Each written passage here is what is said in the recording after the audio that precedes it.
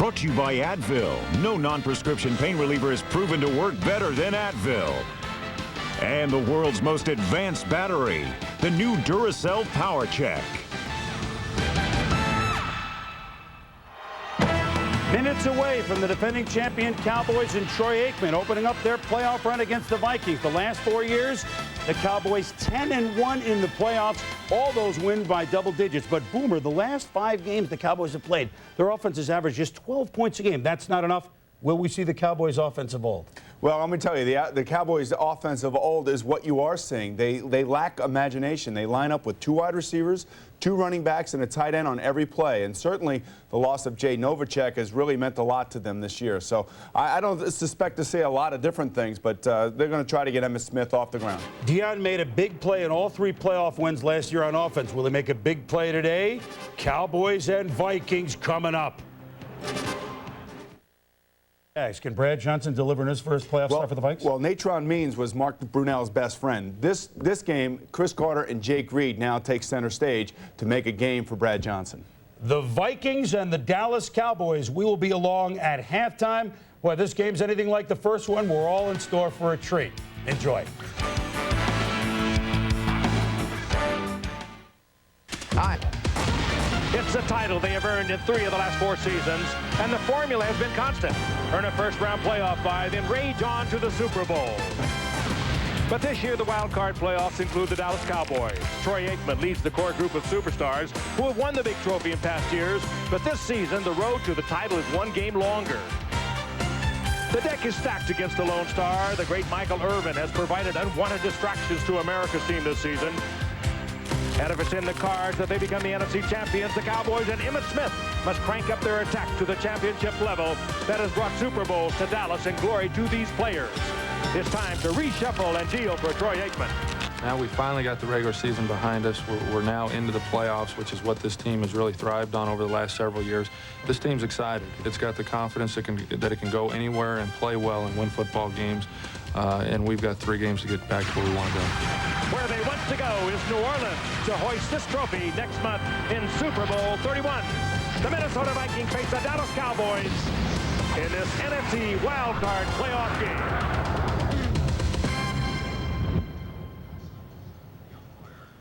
Good evening, America. Are you ready for some football?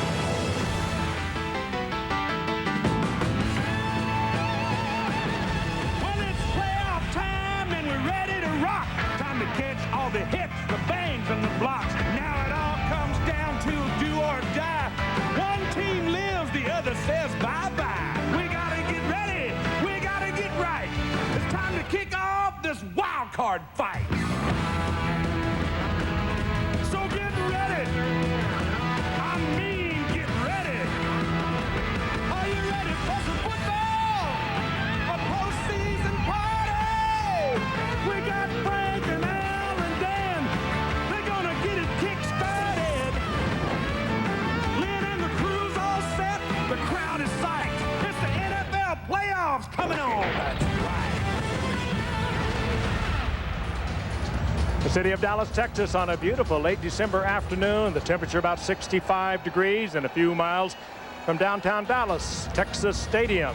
And it will be packed today, 65,000.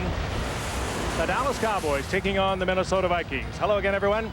Frank Gifford, Al Michaels, and Dan Deerdorf. Welcome to the second half of our NFL playoff doubleheader, the Cowboys and the Minnesota Vikings. The Dallas Cowboys, of course, are the defending Super Bowl champions. They've won 3 of the last 4, but they come in a struggling football team at 10-6. They'll meet another struggling football team, the Minnesota Vikings. They are 9-7, and under head coach Denny Green, they have now gone to the playoffs 4 out of the past 5 years. But in the previous 3 playoffs, they've been taken out in the first round, and somehow or other they like to get past that first round. But it's going to be difficult today against Dallas, Al. It will be, Frank. Dennis Green has really done a great job under very trying circumstances this year. A lot of his personal travails were played out very publicly in the Twin Cities earlier in the year. Then the team endured a 4-game losing streak. Then there was rampant speculation Lou Holtz would be the coach next year, and that really got Green crazy.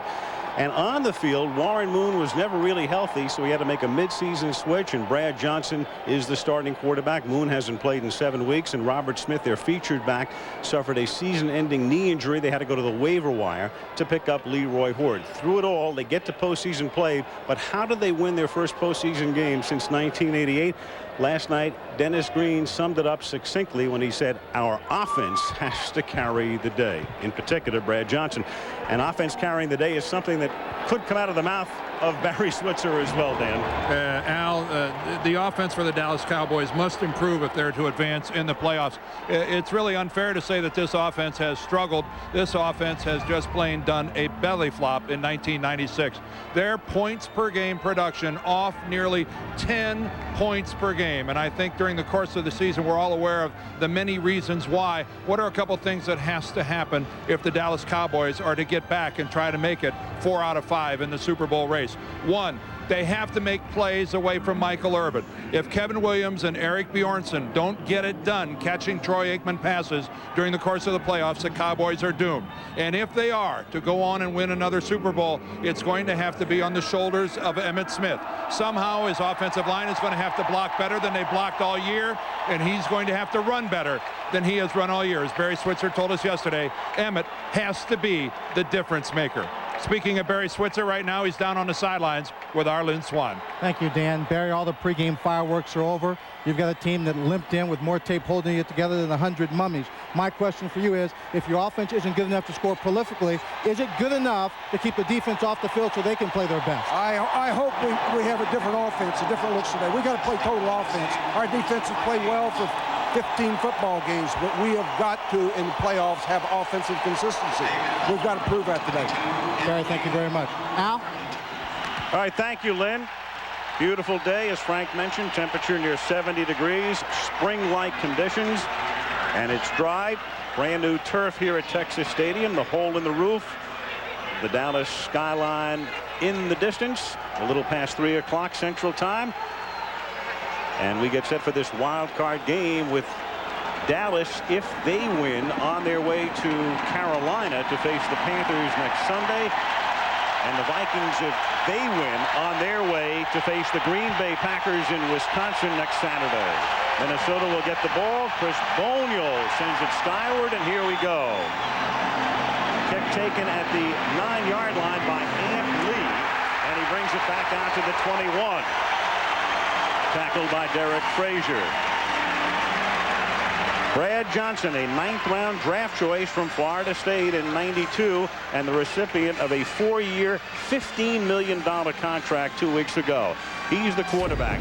We'll see a lot of Leroy Horde, though he probably won't start. Evans, the fullback. Carter and Reed, the great wideouts. Hunter Goodwin, a rookie tight end. Stussy, the great Randall McDaniel, Christie, Dixon, and Stringer up front.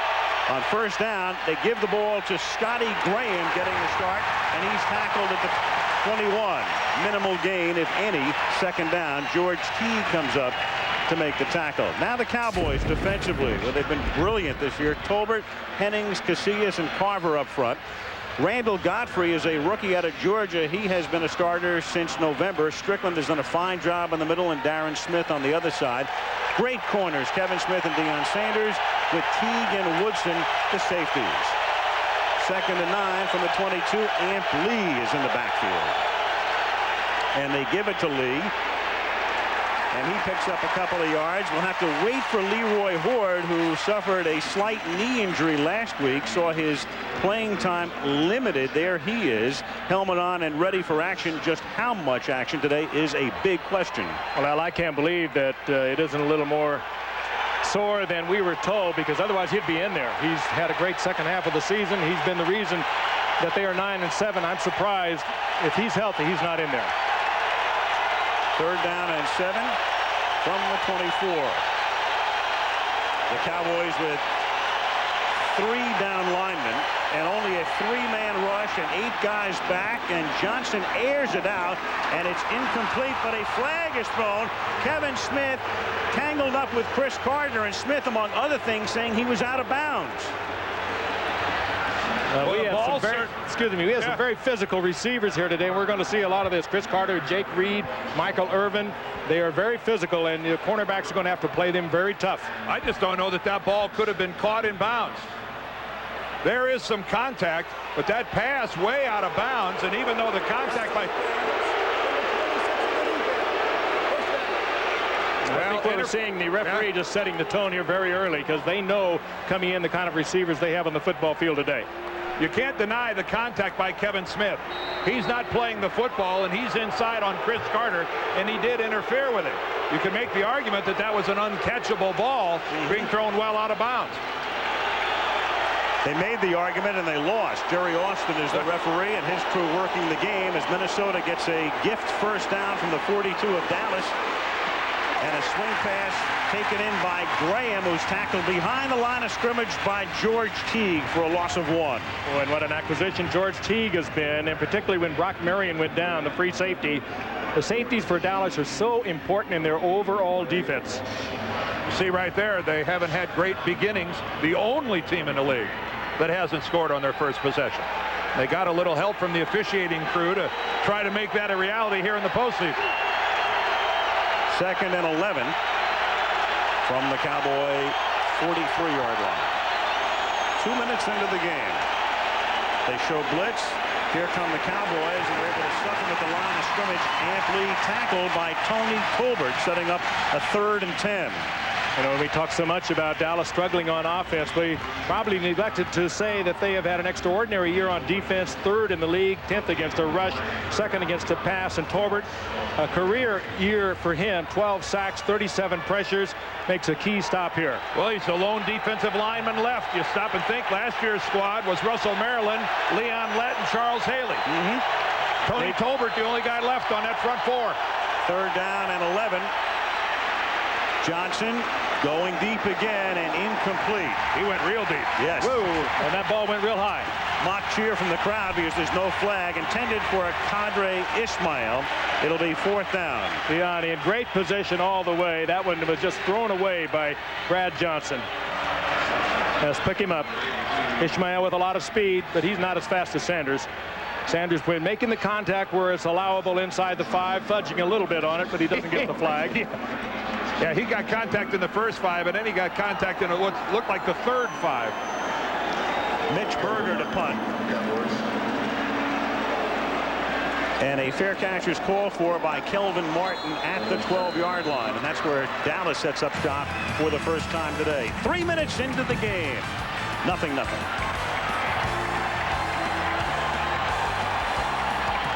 The Wild Card Playoffs, brought to you by Chrysler and the cab forward sedans of Chrysler.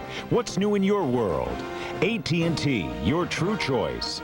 Prudential, serving the insurance, healthcare, real estate, and financial needs of 1 in 5 Americans. And Miller Lite. When you've got the great taste of an ice-cold Miller Lite, life is good. The Dallas Cowboys, and how weird is that to see Aikman's numbers for the year? 12 touchdowns, 13 interceptions. Emmitt Smith and Moose Johnston in the backfield. Irvin and Kevin Williams are the wideouts. Bjornsson healthy again, they hope. The tight end. 2-A, Newton, Donaldson, Allen, and Williams. 4 of those guys, everyone but 2-A, going to the Pro Bowl. There haven't been very many Pro Bowl quarterbacks with Troy Aikman's numbers. Obviously, tremendous respect around the NFL. They realize the bad hand that Troy was dealt a lot of the times during 1996, and still thought enough of his accuracy and other attributes to send him to the Pro Bowl in Hawaii. And Aikman, a brilliant postseason performer, goes to the air on first down, and it's tipped at the line of scrimmage by Fernando Smith. 2nd and 10. Let's take a look at the Minnesota defense. Quick, Smith, Fisk, Randall, and Alexander up front. Esther Tuolo is hurt, won't play. Talley, Jeff Brady, and Dixon Edwards, the ex-Cowboy, are the linebackers. Fuller and Washington, the corners. Griffith and Thomas are the safeties. Orlando Thomas, in 2 years in the league, has 14 interceptions. Okay, babe, okay. Blitz. It's picked up on 2nd and 10, and the pass is knocked down as Dwayne Washington got a hand in front of Michael Irvin. It'll be 3rd and 10. Now, you talked about the Minnesota Viking defense being quick. They are also small. And the reason that Dennis Green wants his offense to work well for him today, he wants to keep them off the football field. As we look at Irvin again, inside outside coverage, the ball had to be perfectly thrown, but they are a smallish football team. They are very quick. He wants his offense to be able to control the ball to help keep this defense off the field for the majority of the game, because this Dallas offensive line can really wear you down. If they have a plus, though, it's being on artificial turf. This is a team made to play on artificial turf.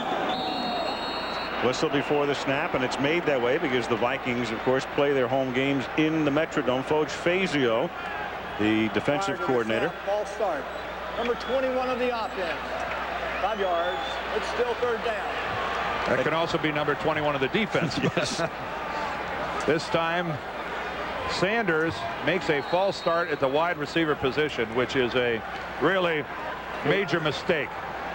You're just reacting to the snap of the football. Well, he sees the secondary peel off and change coverages, and that's a loss of focus by Deion Sanders. He was looking at the ball. Yeah. No reason for it. No reason at all.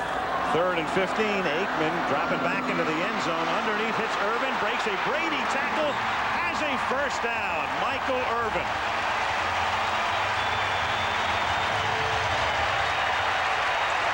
That's why they call him the playmaker. He does, and they let him come free underneath, tried to pick him up in the zone defense underneath, and Troy Aikman just set up until he cleared and popped it in there beautifully. Michael Irvin listed at 207 pounds. I'd like to see him weighed. He's much bigger than that, Frank. Corey Fuller just giving him a chuck at the line of scrimmage, turning him loose. You can't do that. You better stay with him. From the 25, Dallas with its initial first down, and Emmett Smith, his first carry up to the 31-yard line. For Emmett, the expectations are so high that everybody thinks it was an off year, and it was for him, but 1,204 yards is still not too bad. However, a 3.7 yards per carry average, well below what you normally see from him. But I'm surprised Dallas came out throwing the ball, Dan. The Green Bay Packers ran for 233 yards against this defense a week ago. That's a lot of yards, and Dallas is a better offensive line, and they're bigger. 2nd and 3. Again, it's Smith who cuts it back, and Emmett takes it up to the 35, close to a first down, tackled by the ex-Bill, Darryl Talley. Frank, you mentioned that total by Green Bay. Not exactly what you would call a prolific rushing team, the Green Bay Packers. Edgar Bennett went over 100 yards last week. It was the only 100-yard-plus game he had all season long. But again, that was a slow grass field at Lambeau, and that is where Fazio's outfit is undermanned, outmanned, undersized, and at a tremendous disadvantage. You saw Sanders coming out of the game. Deion will be in for 10 or 15 offensive plays. They were using him less and less on this side of the ball. Aikman under pressure throws, finds Emmett Smith, and that's a gain of 7 up to the 42. 2nd and 3, tackled by Smith's ex-teammate Dixon Edwards. Emmett got lost in the traffic on the play action, and nothing doing downfield. Good pressure on Troy Aikman, but also heads-up play by Emmett coming out of there. I'm sure Martin Harrison, number 91, thought that he had a sack for sure. Aikman, with that pocket sense, got rid of it at the last instant. 9:40 left, opening quarter. No score. Sanders back in the game at 2nd and a long 2 from the 43-yard line. Emmett Smith, big hole into Viking territory. First down at the Minnesota 46. The Moose. Finally stopped by Thomas. The Moose and Eric. And over the condominium side of the offensive line, and they are as big as condos. Well, they just start throwing Pro Bowl players at you. Eric Williams, Larry Allen, Ray Donaldson in the lead block. Boom. Right there by Darryl Johnston. He puts it on Dixon Edwards, and boy, that's a massive crease for Emmett Smith. Larry Allen 330, Eric Williams 330. Those are big guys on the right side. 8:50 to go in the quarter with no score. Aikman guns one, caught at the 29 by Irvin, and Michael finally stopped at the 25-yard line. They gave Aikman several days off. Troy didn't throw for 6 days, didn't play last week. Barry Switzer said it's the best I have ever seen him throw, and that looked like it. This was beautiful. That ball was delivered by Aikman right on the cut of Michael Irvin with plenty of protection. Perfect timing. This is what happens when you work on it 1,000 times over the course of a season. Absolutely beautiful. Trying to cover Michael Irvin singly with Corey Fuller. Won't work. Dallas at the Minnesota 25-yard line. It's the end around. It is Kevin Williams. And he turns nothing into, well, next to nothing. Stopped at the line of scrimmage. Well, he turned a run that certainly was going to have a negative number, and he actually made a yard out of it. So, yes, that was a very productive run for Kevin Williams. Gain of 1 at the 24-yard line. Foge Fazio. And there is his opposite number, the offensive coordinator for the Cowboys, Ernie Zampese, making the calls. You could play Where's Waldo on Ernie's shirt there. That couldn't you? Passing down, Bjornsson moves into the lineup. He's healthy again. There he is, number 86. In motion to the left, and a whistle before the snap.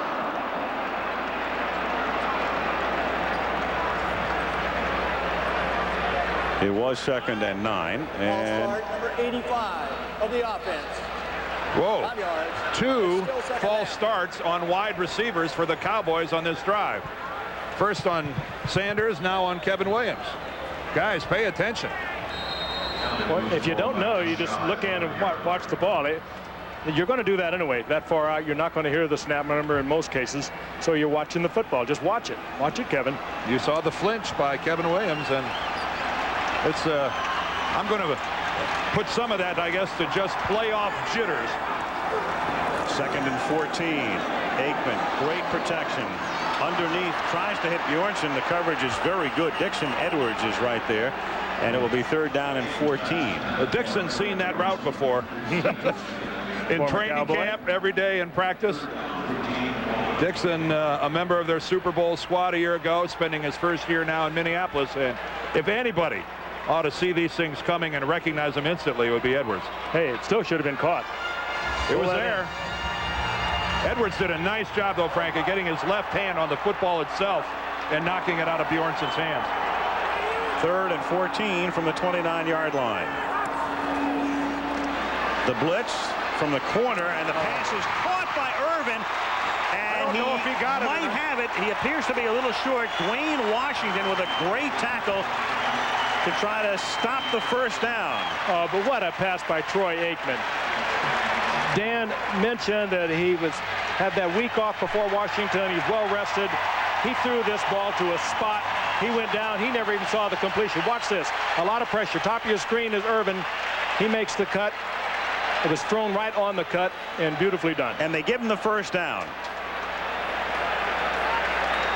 He got the ball to the 15-yard line. They moved the sticks. This is the opening drive for Dallas that began at their 12-yard line. But, you know, there's some good fortune involved there, Al, because that's a spot where it could easily have been a foot or two behind that, and they don't get the first down. I think that's a very good spot.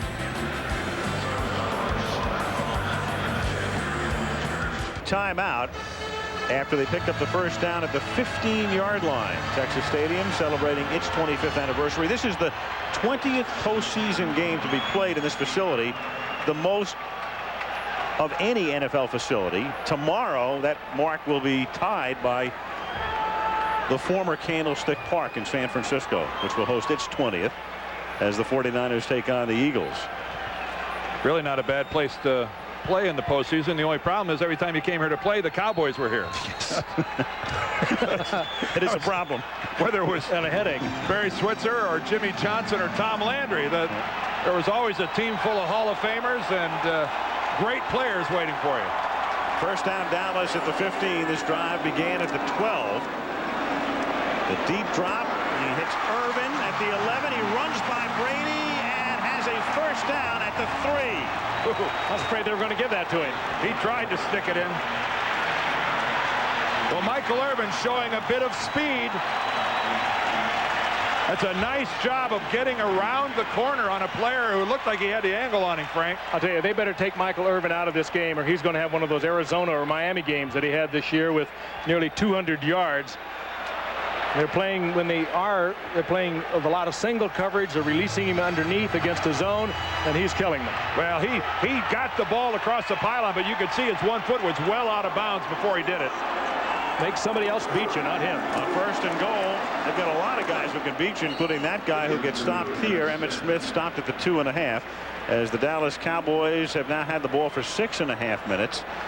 Chris Johnson makes the tackle, 2nd and goal. Barry Switzer wrapping up his 3rd season. And again, Al, talking about the length of this drive, 6.5 minutes goes back to what Frank told you about Denny Green and his fear of how long his defensive team is going to have to butt heads with this 300-pound-plus offensive line. This type of a drive is everything he didn't want to see. 2nd and goal on the 14th play of the drive. The play fake. Aikman rolling, trying to get into the end zone with a dive, and does. Touchdown, Dallas. And Larry Allen came back and picked off Darryl Talley. He sure did.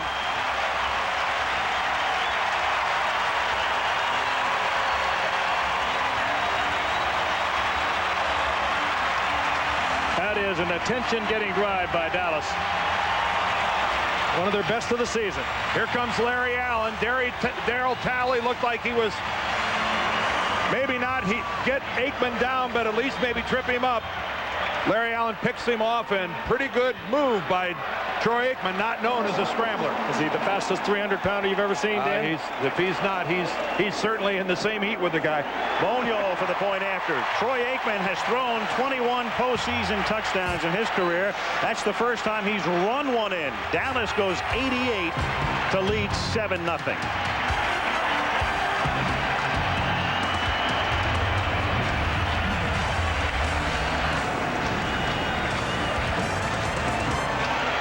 Of that drive, Emmitt Smith did some nice running, and then Troy Aikman took it in as Dallas goes 88 yards and leads 7-0. Good dive by Troy Aikman. He comes to play 100%. There's no question about that. He's one of the players been kind of banged up off on during the course of the season. We had them against the Bears early on. Al mentioned it earlier, and Emmitt Smith, we thought maybe had a career-ending injury in that game, but they've just seemed to always bounce back, and here they are. Keep in mind, Troy Aikman, who's been in front of us doing this for so long, just turned 30 years old a month or so ago. So his best days might still be in front of him. Boniol's kick pulled in by David Palmer from the 5, and the dangerous Palmer gets taken down at the 20. Gang tackle. 3 Cowboys hit first by Charlie Williams. Johnson and the Vikes go to work from there. 4:53 left in the period. 7-0 Cowboys.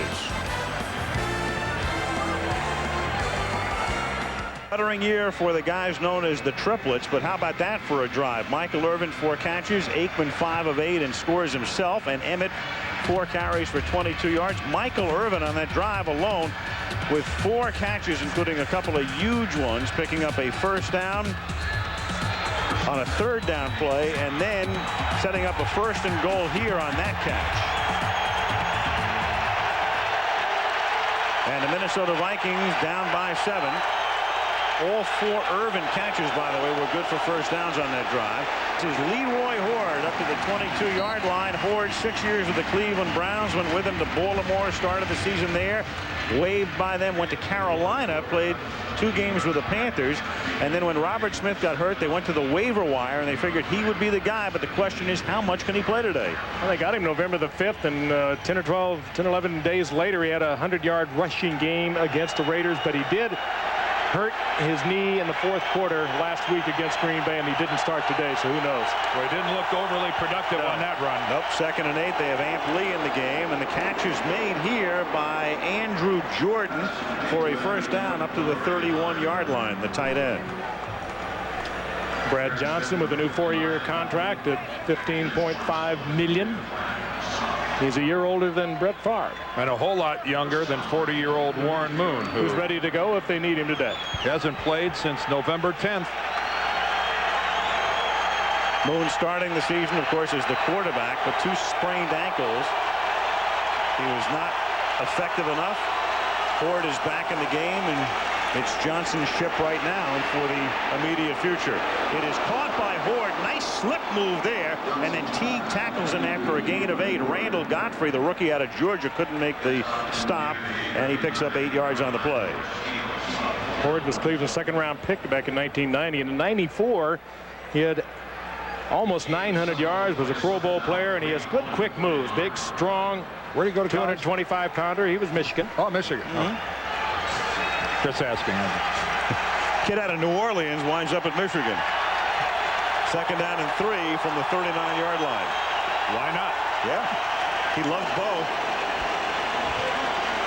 And that's caught by Jake Reed, and he has a first down up at the 49. Reed, who averaged a sparkling 18 yards per reception. Brian Billick, the offensive coordinator, on the strength of that offense. Reed and Chris Carter on the other side. And they got Reed one-on-one with George Teague. That's not a bad matchup. They'll take that every time. And it is the way that Minnesota must attempt to move the football to win this game. They are not going to win this game rushing the football down Dallas's throat. Short possession passes to Reed, to Carter, tossing one every now and then to Andrew Jordan or to Ampley out of the backfield. It's the way they have to do it. The blitz is picked up. The pass is caught, but for a loss by Charles Evans, the fullback, and Darren Woodson right there to make the tackle. Hey, he's not going to the Pro Bowl, but I'll tell you, he would have been welcome. Darren Woodson, he is the guts of that secondary. He was right up there on top of it. Good read by Brad Johnson of the blitz. He hits the hot receiver, but look how quickly Darren Woodson is on top of him. Good play by Darren Woodson. They played the run so tough. Recognize that guy? Yep. Charles Haley had back surgery earlier this year. It is conceivable if they got to the Super Bowl, they'd activate him for that game, but not before. 2nd and 12.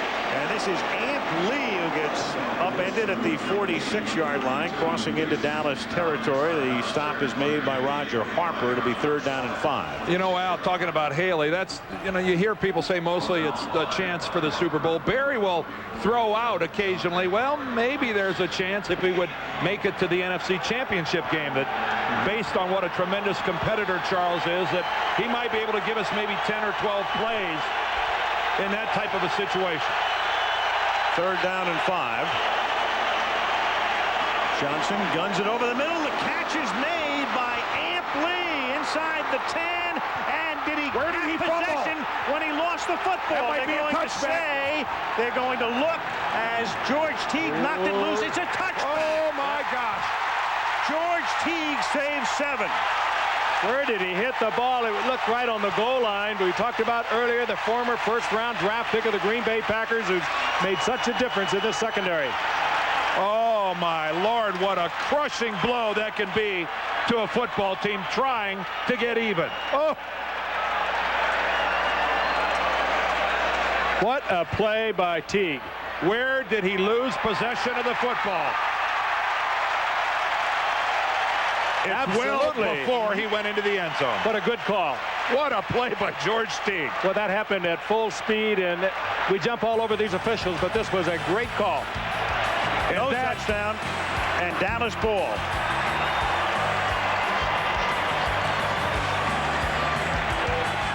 On the waivers on August, after being released by the Green Bay Packers, he makes a huge play right here. And it's intentional. That's no mistake. Yeah. He went right for the football. Lee almost recovered it, but he landed on the ball so hard it squirted out. He had a second chance at it and couldn't handle it. From the 20-yard line, it's Emmitt Smith. And he gets by Fisk, and then Brady finally stops him up at the 27-yard line.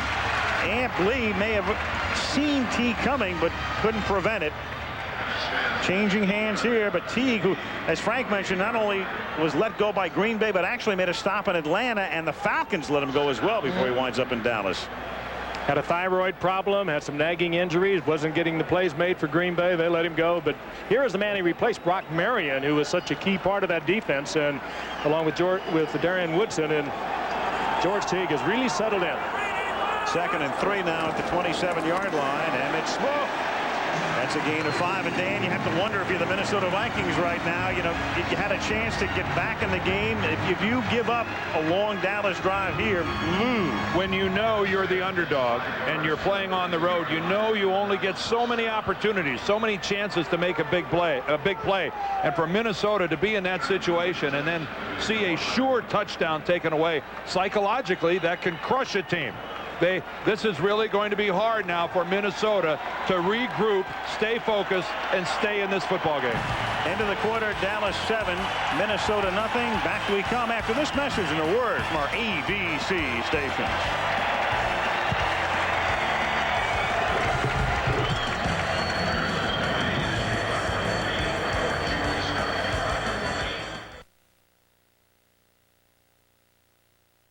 the dice and watch that one along with a celebration of America's music tonight in prime time on ABC. Tomorrow, America's Funniest Home Videos.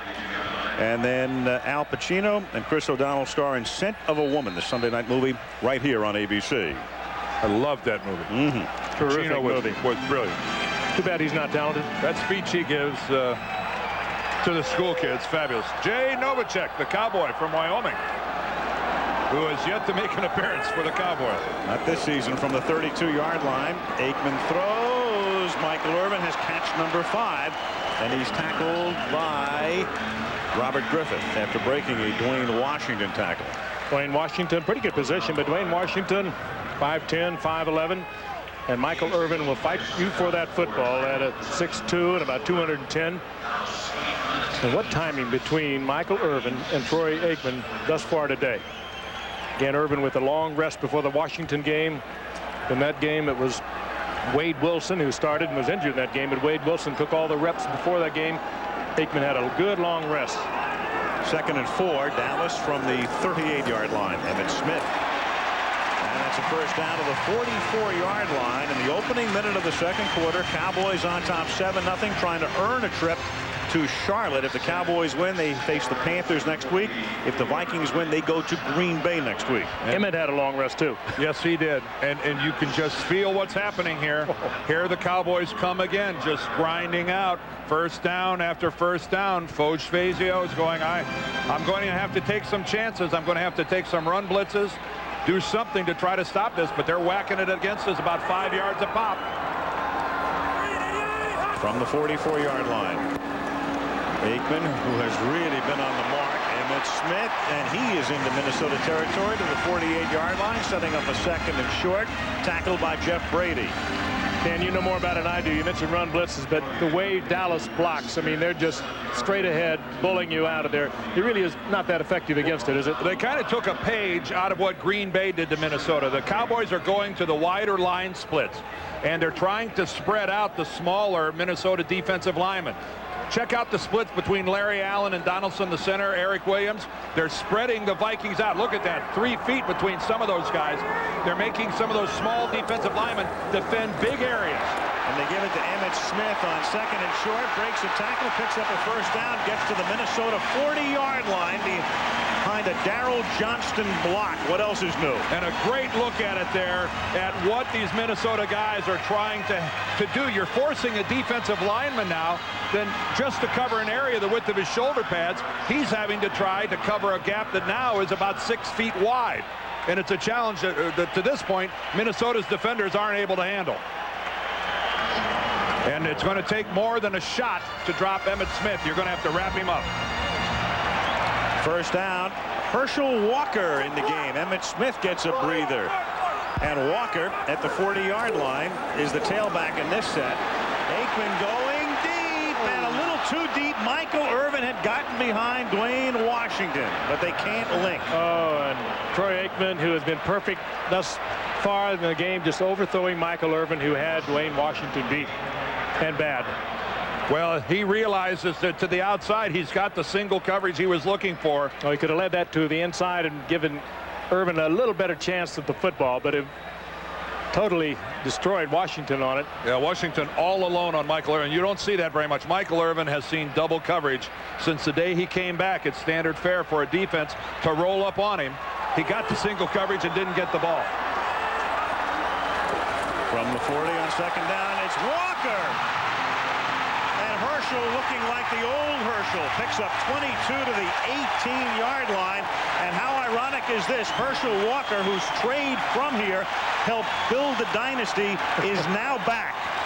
What comes around goes around, or something like that. But Herschel Walker is an amazing athlete. He has been such a spark for these Cowboys on their special teams this year with his kickoff returns, but he still has that Olympic sprinter type of burst when he takes off. Yeah, and he's also running through 10 feet wide holes. Yeah, that's not bad. This is a mugging right now. The Cowboy offensive line is mauling the Vikings up front, and I mean mauling them. From the 18-yard line, Aikman throws, caught by Moose Johnston to a Moose call from the 65,000, tackled by Robert Griffith. Herschel Walker has been a valuable guy this year, not only in backing up Emmitt Smith and playing several positions, but on special teams. He's had some very timely runbacks and some great tackles. And here's a guy at the end of his career who is as valuable now as he ever was. Al, this guy's had kickoff returns this year of 89, 86, 70, and 63 yards. I'm not so sure it's the end of a career, though. I mean, he's never been hurt. Never missed any time that I know of from being injured. He's in superb shape. He works year-round. He's going to be around, I think, for a while. He can help you. 2nd down and 8. Aikman guns it into the end zone, and it's dropped by Bjornsson, the tight end. Eric Bjornsson, the guy who's getting to replace Jay Novacek out all season because of a bad back. And Bjornsson himself, who has been hurt with 2 tender ankles, healthy now, but it's the hands that are the problem. Give the Vikings credit here, Al. This is good coverage. They were in there. One he could have caught, however. He had to reach for it. Beautiful coverage by the Vikings in and out, and Aikman delivers a perfect pass to Bjornsson. Perfect pass. That was double coverage. Troy had no business going there, except he knew that he could thread it. When you're confident, you'll do it. 3rd and 8, the short drop, the quick pass, a flag is thrown. Deion Sanders juggles it, a flag at the 16-yard line. Now the Cowboys ought to hope for a false start or something so they get to do this play over. Flag is thrown at the line of scrimmage. It is offside against Minnesota. Well, even better. Yeah, if it's not against them, that's even better.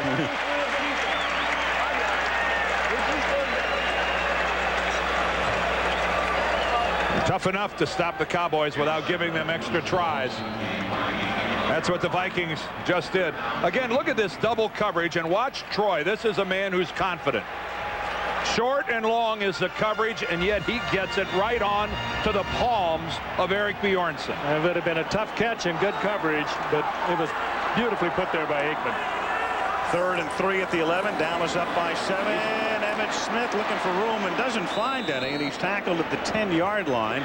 It'll be 4th down and 2, and they'll send in Chris Boniol, who ended the season with 27 consecutive field goals.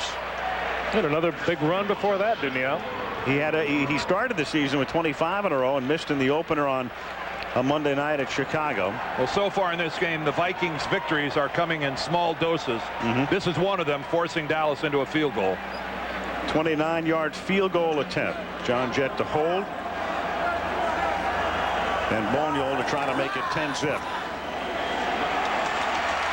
And he does. Officially 28 yards.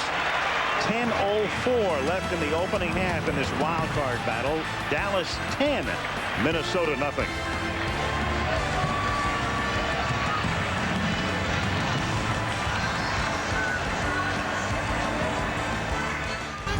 They are going to the Super Bowl. You better believe it, baby. Yeah! Our aerial footage today provided by Goodyear. A look at the skyline of Dallas. We are just outside the Dallas city limits in the city of Irving, Texas, home of Texas Stadium. Cowboys on top 10-0. Chris Boniol sends the kickoff down to the 3-yard line. David Palmer comes up past the 20 and is tackled at the 28 by Kavika Pittman. Joe Avizano, the special teams coach. We have 9:54 left in the half. Aikman and Dallas up by 10. The Nokia Sugar Bowl comes your way. It's the night after New Year's. It's Thursday night, the 2nd. Florida State, #1 in the country, in their rematch against 3rd-ranked Florida. And the Nokia Sugar Bowl could determine the national championship. Of course, Arizona State might have something to say about that in the Rose Bowl the day before against Ohio State, also on ABC. Minnesota first down from the 28-yard line. And Leroy Horde exploits a hole but loses the ball, and Deion's got it. Deion laterals the ball back, and the Dallas Cowboys have possession as Shante Carver gets tackled. First down, Dallas inside the 40. Not what Minnesota needed. Leroy Horde with a gaping hole tried to kick it into another gear. Loses the football. And Deion, who always seems to be around it, is there. Huge hole over in the left side. Good block by McDaniel. Guess who knocks the ball out again? George Teague. What a game he's having. George Teague knocks the ball out again, and then I think foolishly Sanders laterals that ball back to a teammate. We've seen him do it before in a playoff game. Oh, yeah. Coaches go wild when players do that. You have the good fortune of recovering the ball. Why put it in play again? 1st and 10 at the 37-yard line.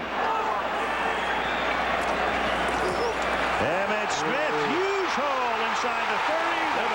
Goodbye. This is what they've been waiting for.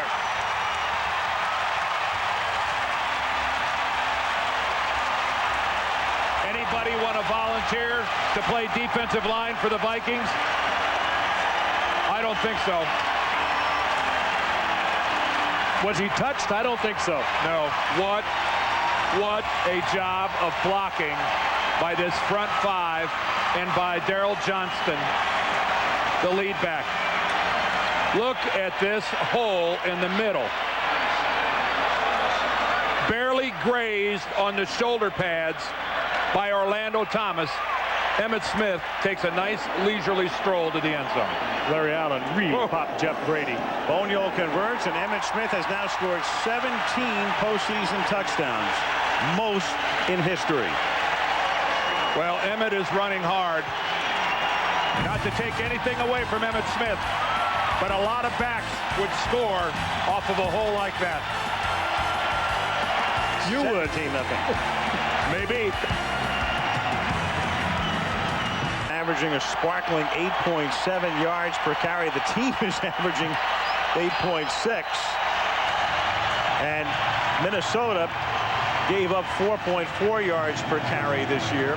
Worst in the league, and they look like it today, and that's a touchback. David Palmer will down it in the end zone. This wild card game is being brought to you by Ford Taurus. More of what America wants in an automobile. Miller Lite, when you've got the great taste of an ice cold Miller Lite, life is good.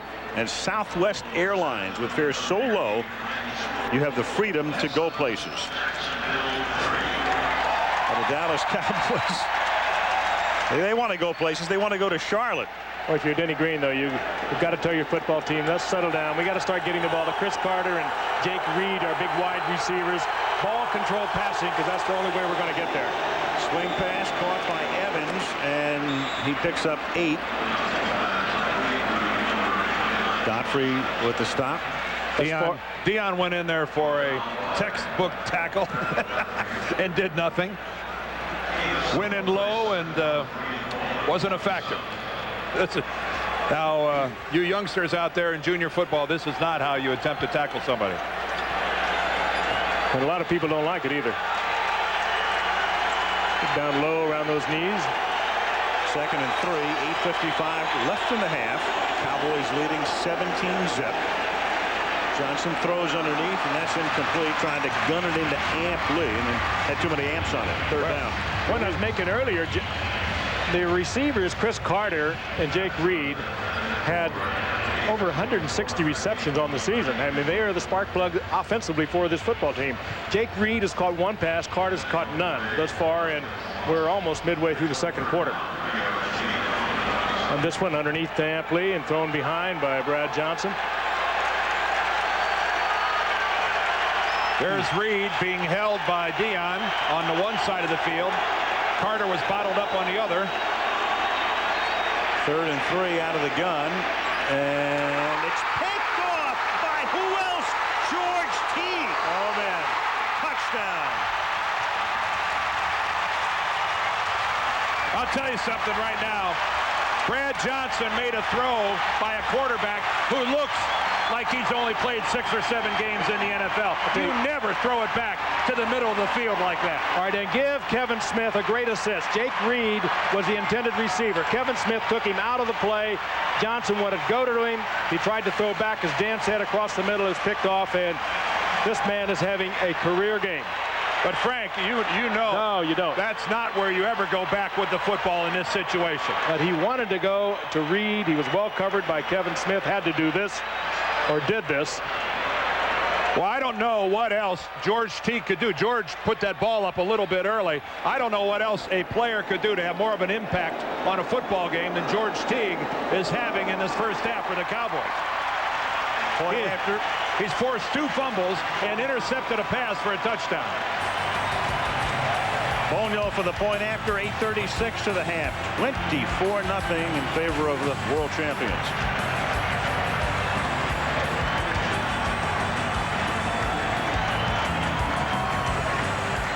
At Texas Stadium, Al Michaels with Frank Gifford, Dan Dierdorf, and Lynn Swan. The Cowboys on top 24-0. George Teague having a Hall of Fame first half. Bonio kicks off. Taken at the 10-yard line by David Palmer. And he is out of bounds at the 23. Well, George Teague, no stranger to highlight films in postseason play. Following the '93 season as a member of the Green Bay Packers against Detroit, he returned this pass 101 yards, the longest postseason interception return in NFL history. Green Bay's #1 draft pick in '93, started for them 3 years, had a lot of nagging injuries, had some thyroid problems. Released a year ago and by Atlanta, as I pointed out, that after he had left Green Bay, and he has had himself a game. 2 forced fumbles, 1 interception return for a touchdown, and 5 tackles along the way. Here's Leroy Horde. Is that another fumble? Lost the football, but no. He retains possession. He holds on, at least in terms of possession. Yeah, Tony Casillas has the 31-yard line. This wild card game is being brought to you by Ford Taurus. More of what America wants in an automobile. Miller Lite. When you've got the great taste of an ice cold Miller Lite, life is good. And Southwest Airlines, with fares so low, you have the freedom to go places. Well, Leroy Hart is coming out of the ball game over to the Vikings sideline, and I don't know how much more he's going to play. He certainly has not been effective to this point. Looked like Casillas was certainly across the ball at the snap. Was he drawn? If he wasn't, he'll argue he was.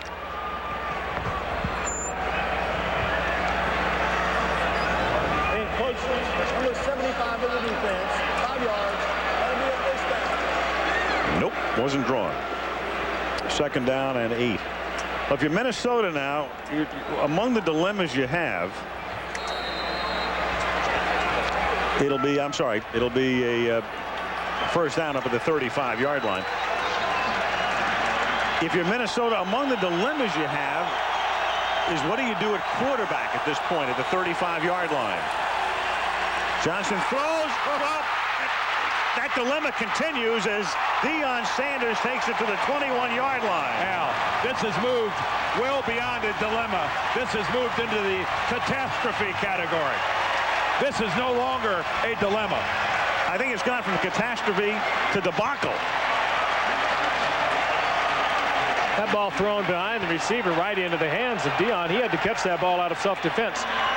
He's in a zone. He'll just pass him off right here to the linebacker. There's a little collision there, but right into the arms of Deion. Question is, did that collision come while the ball was in the air? If it did, it's interference.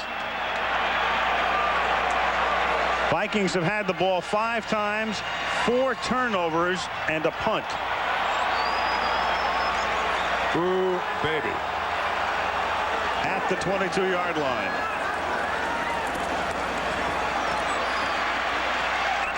Emmitt Smith stopped by Harrison. The Dallas coaches at the half. Meanwhile, home teams have won the last 35 games in postseason play in which they have fewer turnovers. Some of the Dallas coaching staff might start looking at Carolina game film at the half. Well, I can only assume this, that like an unwanted in-law that shows up every now and then, the way the Cowboys have started this game, they're not the team you want to come calling during postseason play. I know this is at home, but the Cowboys appear to be in a playoff frame of mind. There's Herschel Walker to the 14. The prior run was by Sherman Williams, who had come in to spell Emmitt Smith. So the Cowboys have the luxury of even resting Emmett at a spot in the game like this, up 24-zip. Hughes, Williams. There's Emmett. He's already got the baseball cap on. Well, they can do that to a lot of people, and they did it last week against the Washington Redskins, and they got blown away 37-10, and Barry said, so what, Merry Christmas, Washington? We needed our guys to get a rest, and they came out here on very young legs, and Troy Aikman came out with a very lively arm, and they have put some big numbers up there. Third and a deuce at the 14. 6 minutes to go in the half. Walker. A little short of the first down. Jason Fisk for the stop. I'm sure that if somebody would have told the members of the Minnesota Vikings that with 6 minutes left in the second quarter that we already got Emmitt Smith out of the ball game and they're down to Herschel Walker, that's good news. I don't think they could have ever envisioned a scenario quite like this, down 24-0.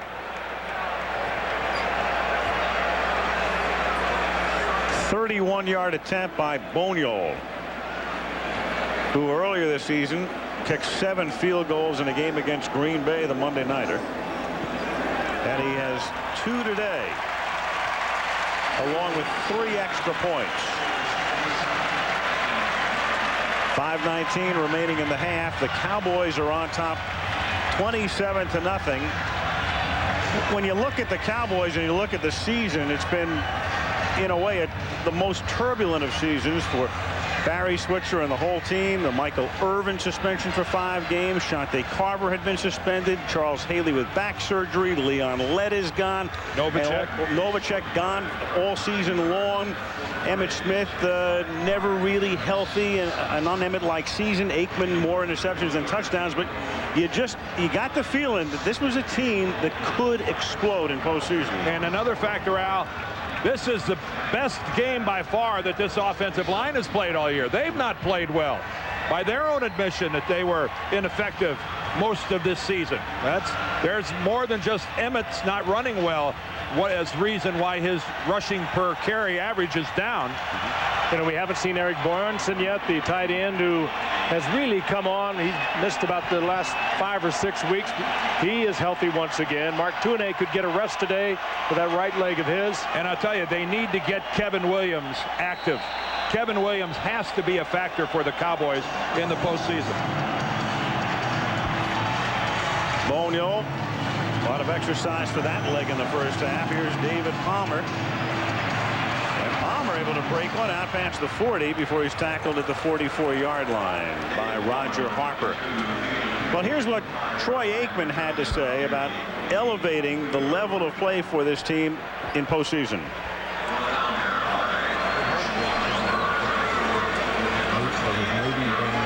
A little bit bored with the season because of what's accomplished in years past, and kind of hopeful that now that we get into the games that really matter, and the games that this football team has really thrived in the previous seasons, I'm hoping that energy surrounding these games will kickstart this group and get us back to playing at the level we know we can. A lot of energy today, obviously, on both sides of the ball as Amp Lee picks up 2 to the 45-yard line. It'll be 2nd down and 8. I wonder what it would be like, Frank, to play on a football team where you have so much talent that you could actually speculate that maybe we were bored during the regular season. Well, we were one year. Boy, I have to tell you, that never happened to me. I never was afforded that luxury. It's a great time for this football team, though. They've had so many nicks. This extra playoff game for them. Second they can rest. That's tipped and incomplete. And the worst of times, Chad Hennings got his hand on it for the Minnesota Vikings because, among other things, Johnson in his 5th year, a guy who didn't take a snap his first 2 years in the league, and a guy they were really forced into signing because if he became a free agent, they probably couldn't have retained him. So Dennis Green and the Minnesota Vikings had to give Brad Johnson a 4-year, $15 million contract.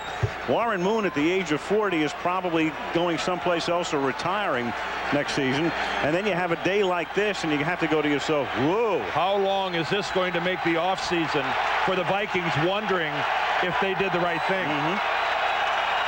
3rd down and 7 from the 45.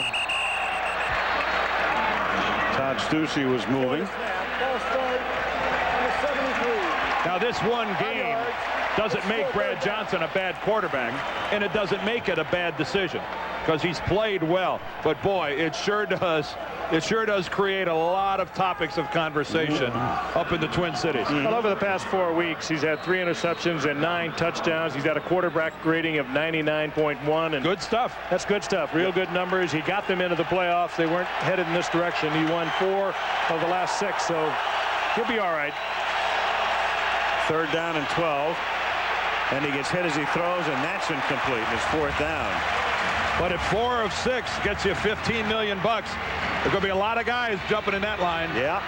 It speaks to the paucity of outstanding quarterbacks in the league, because if you're at the top of that sort of second level, you can get that sort of contract, and he did.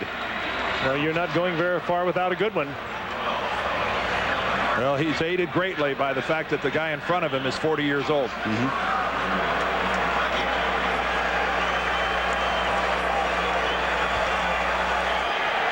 Fourth down, Berger into punt. 4:27 left in the half. That's a good-looking punt. That's about all that's happened for Minnesota. Kelvin Martin tackled up at the 16-yard line. So the Cowboys have it, and we can tell you that the Wendy's 3-Tour Challenge will come your way. Stars from the Women's Tour, the regular Men's Tour, and the Senior Tour. Fred Couples, Davis Love, Payne Stewart, and others in action Sunday. That's tomorrow at 2 Eastern and 1 Pacific. The Wendy's 3-Tour Golf Challenge right here on ABC.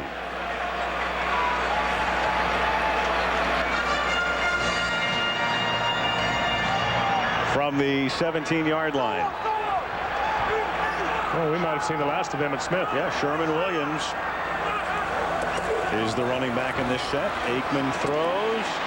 Caught by Michael Irvin. And, you know, Barry Switzer saying yesterday that it's the best he's ever seen Aikman throw. And, you know, we hear a lot of things from coaches through the years, and you don't know what you quite believe 100% or 50% or whatever. But Barry wasn't kidding about this.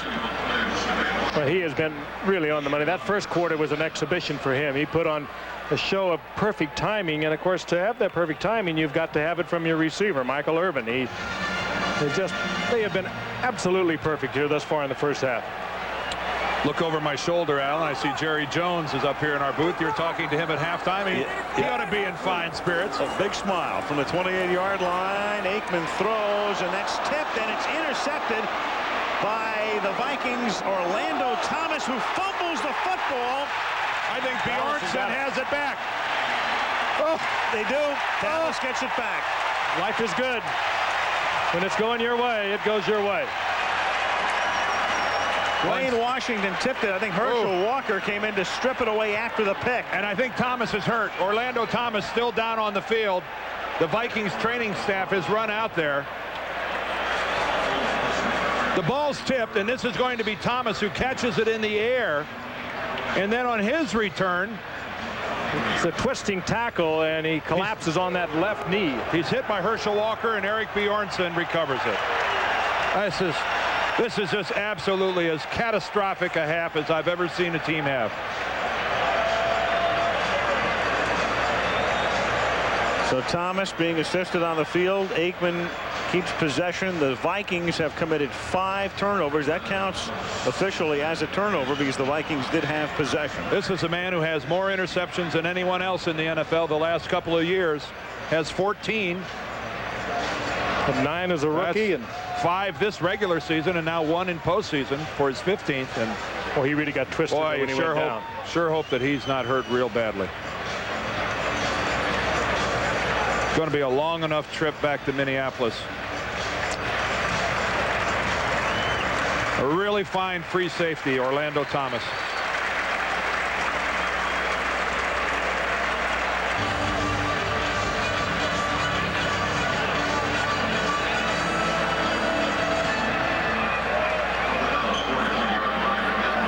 Clearly an excruciating pain. He spun around on the tackle and then just collapsed on that left leg. Just really whacked by Herschel Walker. Oh, that's it'll break your heart. Dallas now at the 43 with 3:23 to the half. Sherman Williams spins out of a tackle behind the line of scrimmage. Derek Alexander couldn't corral him, and he's taken down by Jeff Brady.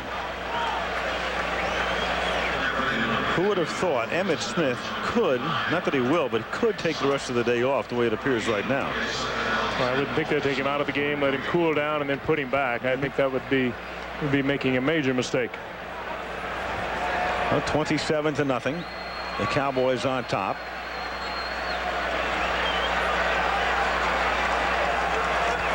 Second down and 10 at the 43-yard line. Aikman throws, and that is caught by Darrell Johnston for a minimal gain. He's tackled by Dwayne Washington, and a flag is down in the middle of the field.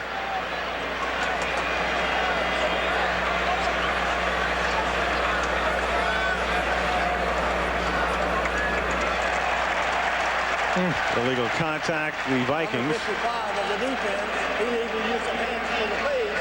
5 yards. Automatic first down. Penalty goes against Darryl Talley, the outside linebacker of the Vikings, and there just appears to be absolutely no end to the number of things that can go wrong for the Vikes. See if we can pick it up. Eric Bjornsson as he attempts to release, and Talley gets called for the hand riding up into the face of Bjornsson as he chucks him coming off the line. It was very brief.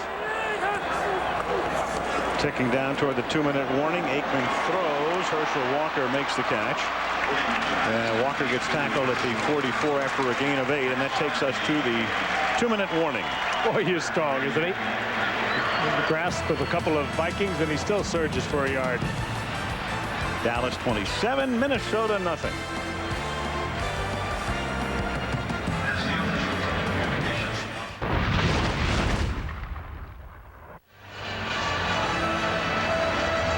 Dallas, Texas. Able to leap tall buildings in a single bound. That's George Teague. What a halftime this guy has had. 2 forced fumbles and an interception for a touchdown.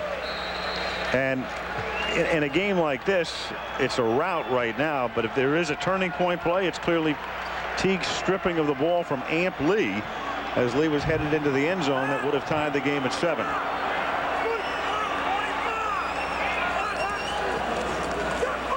Second and 2 after the 2-minute warning, and the catch is made by Michael Irvin. First down at the 30-yard line. Corey Fuller with the coverage. Just, again, absolutely perfect timing. That time Fuller even had help to the inside.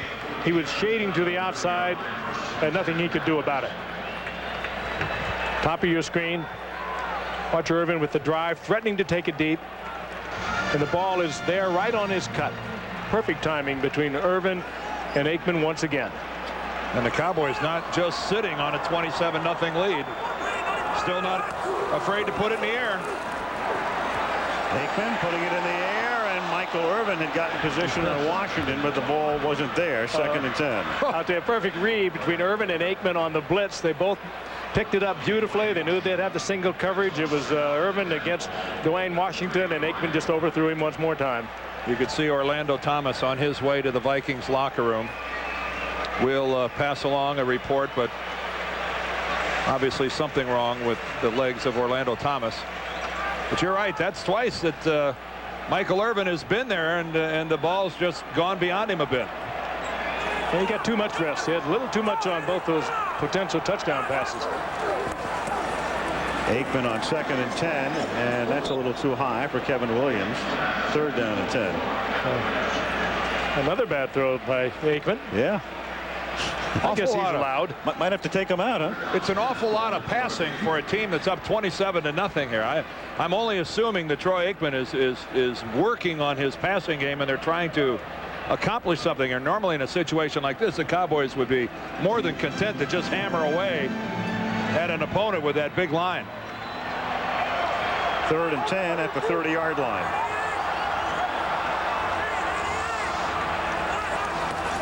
Dion's in the game. Catch is made. This is Kelvin Martin. And they convert on third down for a first down to the 11-yard line. Tackled by Harlan Barnett. This is what we were talking about earlier. Dan mentioned at the very top of the show, the Cowboys are going to need something on that weak side. Kelvin Martin or Kevin Williams having to step up to take away the coverages. They move on into the playoffs, the double coverage and triple coverage of Michael Irvin. They have Bjornsson back now, and now they get a little help on that other side. They will once again be the potent Cowboys that we've seen in the playoffs over the last 4 years. Look at that pass from Troy, though. That's almost one of those balls you're almost forced to catch it. Aikman throws. That's caught at the 6-yard line by Eric Bjornsson, and he's ridden out of bounds at that spot. Though they say the tackle was made and progress stopped inbound, so the clock does keep on ticking. Jerry Jones, and we will visit with the Cowboys owner, the man who has 3 Super Bowl rings, his team winning 3 of the last 4 championships, and making a lot of noise today. He didn't realize he was on camera. He wouldn't be ducking it. 2nd down and 3 from the 6. Sherman Williams. They ask Sherman Williams to carry it. He takes it to the 4. 3rd down and 2. Jerry Jones really excited before this football game. When we left him in Chicago, a lot of people had written the Cowboys off for dead. They struggled. They lost 3 of their first 4 games, and a lot of people had written them off, and here they are, and all of a sudden they're getting it back together again. They're going to be a definite threat to take it all the way. Chris and Norman Esiason will be along at the half from New York, and then we'll have Jerry Jones here. You know, when you look back at this regular season for the Cowboys, that one game, our Monday nighter in Philadelphia, when they were 1-3, and looking at to play the last game without Michael Irvin, the prospects of going 1-4, it might have been too much to recover from, but they beat the Eagles at the Vet, finished Irvin's suspension at 2-3, and in my mind, no regular season game sticks out more than that win in Philadelphia on that Monday night in October. And I think back to that, we were there that night. Herschel Walker ran a kickback when it was 10-0 Philadelphia early in the 2nd quarter that turned the momentum just enough. That crowd was in a frenzy at the Vet, and he quieted them, and Aikman led him to a touchdown, and that helped to spin it around. They went on to win 5 and lose 1 after that. 3rd down and 2 from the 5-yard line. Aikman under duress throws incomplete. Aikman took a shot. Fernando Smith.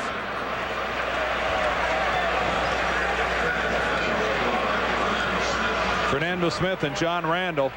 Randall's number 93 up the middle. Smith is 95 coming from the outside. The two of them sandwich Troy Aikman. But again, Troy stood there for a good 5 seconds or so before he threw the football. Overall, decent protection. This will be a 22-yard attempt. Bonio looking for his 3rd field goal. And he has the hat trick, and the postseason record is 5. He tied the regular season mark of 7 in the Green Bay game. He has 3 thus far. 23 ticks left in the half. Cowboys leading 30-0. Let's check in with Chris Berman. Chris. All right, Al, thank you. Coming up on our Lexus halftime report, we'll look at this first half. Might talk Dallas just a little bit. Some reaction from Buffalo and the shocking win by the Jaguars over the Buffalo Bills. Your talk with Jerry Jones. Of course, Boomer Esiason will be with me, and this is what Dallas wanted, isn't it? Well, 5 turnovers. Minnesota is giving the game away to the Dallas Cowboys, making them look better than they are. We'll see you at halftime. And Al, when you talk with Jerry Jones, ask if George T gets a new contract right away. Yeah, and in fact, we'll take 10%, Chris. Maybe only 5. Well, I've never heard you give anything back. Well, I just did. A quick 5%. I was just looking at Jerry, you know. Give me the eye. It's the Christmas spirit. What can I tell you? I understand. Well, the Christmas spirit. Well, Boomer's right in one sense. Nobody's given anything away more than the Minnesota Vikings here in the first half. Well, you could say Cowboys have taken it away also. They have played really tough, as they have all year long defensively. Is that cup half full or half empty? That's a ground ball taken at the 29-yard line, and that's John Jurek, the offensive guard, who brings it back out to the 41. Well, the banners draped from the grid. And will they add another one? Aerial footage provided by Goodyear. So the road to the Super Bowl for Dallas would go from here to Charlotte next weekend. And then if they were to beat the Panthers, they would face, well, Green Bay or San Francisco or even Philadelphia, of course, still in the hunt as Amp Lee takes it up to the 45. The interesting thing is if they face Green Bay, and we're getting ahead of ourselves, we know, but if they go to face the Packers, it would be in Green Bay. But if they played the 49ers, it would be right back here. They could conceivably have another home game. That's the half. All Dallas, all Teague. Chris and Boomer will have Jerry Jones at the half. 30-0 the score, and back we come after this message from the NFL and a word from our ABC stations.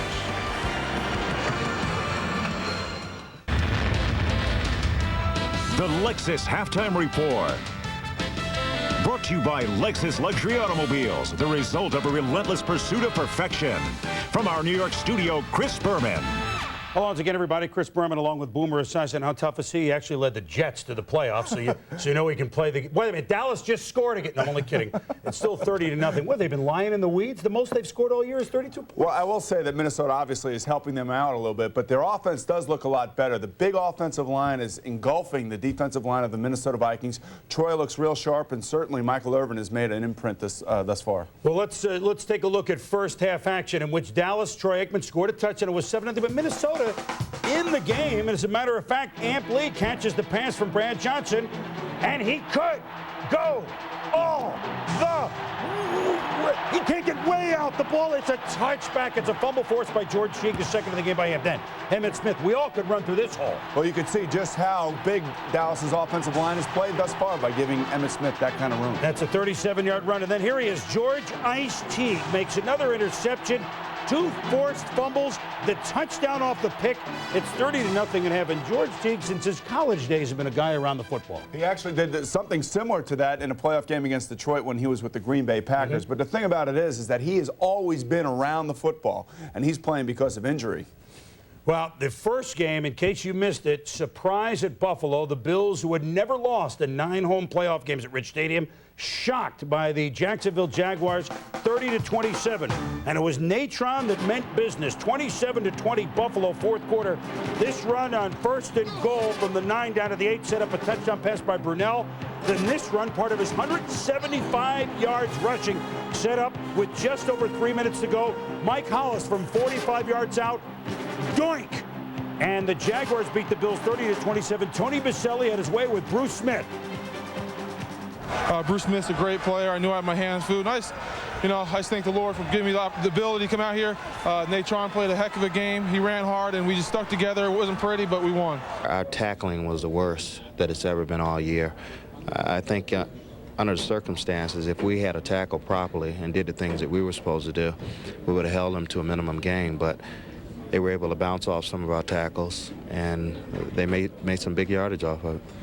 Well, the Bills, a proud team, and you have to wonder where they go from here. They've knocked their head against the wall so often since 1988. But the Jacksonville Jaguars, is this the beginning of something great? Do they keep going on they've won 6 in a row now, Boomer? Well, I'll tell you what, they really are on a roll, and their young quarterback really showed a lot of poise today. I think, however, they'll find the sledding a little bit more difficult as they go on deeper in the playoffs. But still, they have an offensive line that can move people out, and Natron Means had close to 400 yards the last 3 weeks. Well, we knew that he was going to be the key to this offensive game plan for Jacksonville today. Whether or not that they could do it again was yet to be seen.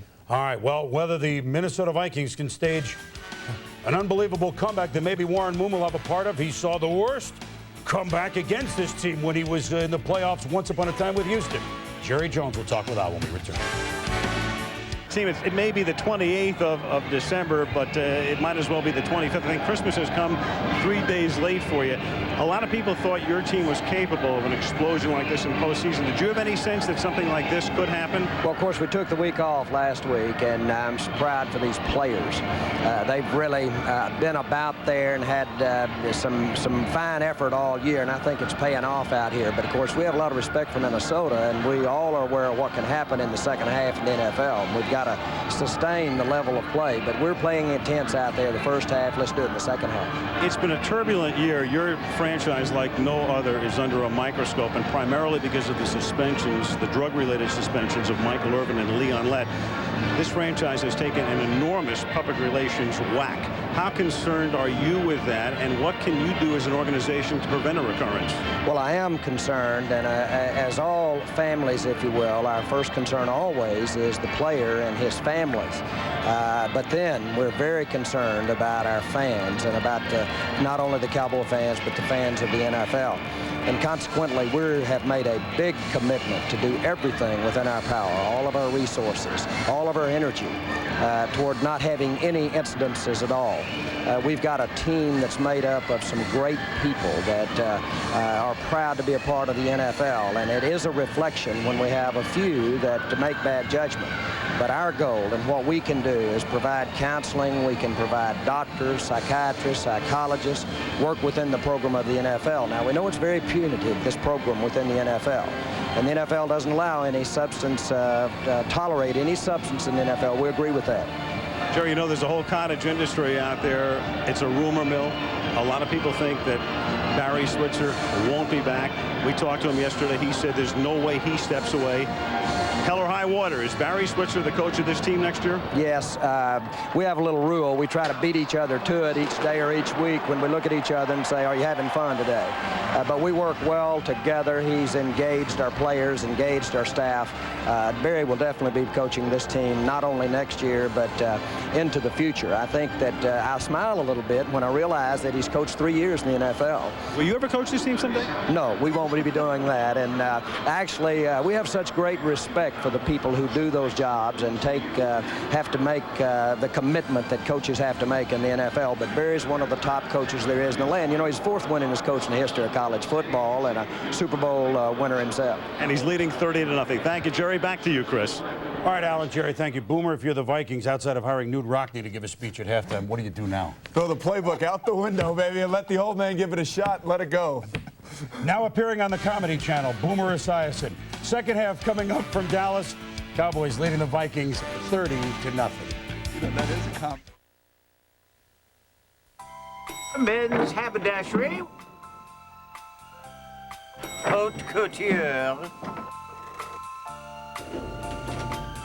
The Lexus December to Remember sales event. This halftime report brought to you by Lexus Luxury Automobiles, the result of a relentless pursuit of perfection. We'll be back at Texas Stadium, late afternoon. Happy crowd of 65,000 looking on. The Cowboys playing a near perfect first half and leading 30-0, and they get the football. Why not? Yeah. Kick taken by Herschel Walker at the goal line. And Walker takes it up to the 20. This NFC wildcard game is being brought to you by the complete line of 1997 Lincoln and Mercury automobiles. Tylenol, the pain reliever hospitals use most. And Budweiser now appearing in a fridge near you. Bud Bowl 97, Battle in the Bayou. Well, I haven't been on the short end of many scores 30-0, particularly in a playoff game, Dan. Only thing I can imagine Dennis would have said to them, let's go back and we're going to play this thing for pride. We're football players. And go out there and play it like men. That's all you can do. You're professionals. You're paid to play. Get out there and do the best you can. Emmitt Smith back in the game. And to the 25. Emmitt took off most of the second quarter. Back in here early third. Let's get a word from Lynn Swan. Lynn. Very interesting, Al. I talked to Barry Switzer as he walked up the field. He said for the second half, he wanted to rest Emmitt Smith and Daryl Johnston. Said he also wanted to get Mark Tuinei substituted in the ball game and not play Troy the entire second half. But as we start the second half, we see both Emmitt and Daryl Johnston are in the ball game. Obviously, they went in the ball game and said they still wanted to play in this ball game. So don't look for them still to be in this ball game for the entire second half, especially if Dallas maintains a strong lead. Al? Yeah, I'd be surprised if they're in for more than one or two series as Emmitt Smith takes the swing pass and he gets tackled at the 21-yard line by Darryl Talley.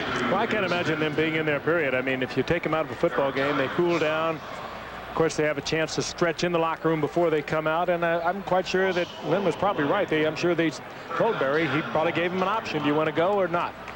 And they both must have said they did. 3rd down and 10 for the Cowboys from the 21-yard line. Early 3rd quarter, 30-0 Dallas.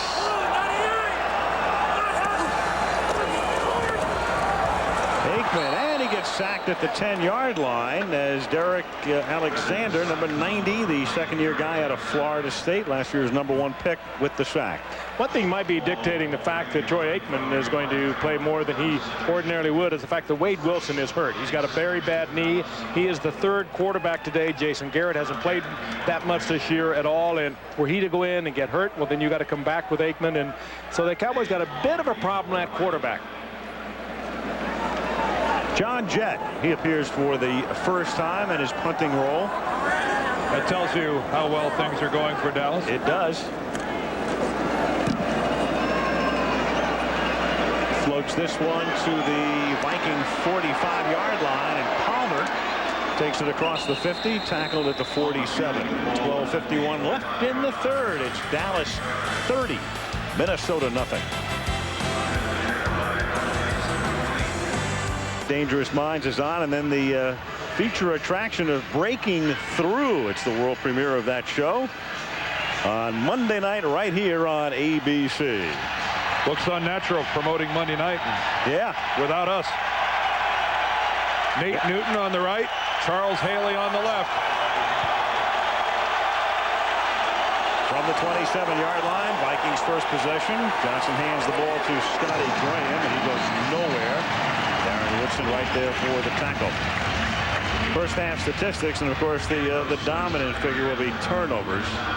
And first of all, the possessions of punt, fumble, interception, punt, end of half. That's about as ugly as a possession chart can look for one team. And of course, the first one of those, the fumble, came at a time when it would have tied the football game at 7-7. Instead, touchback, and Dallas never looked back. 2nd and 9. That's caught by Amp Lee. He's tackled at the 30-yard line. First down, Vikings.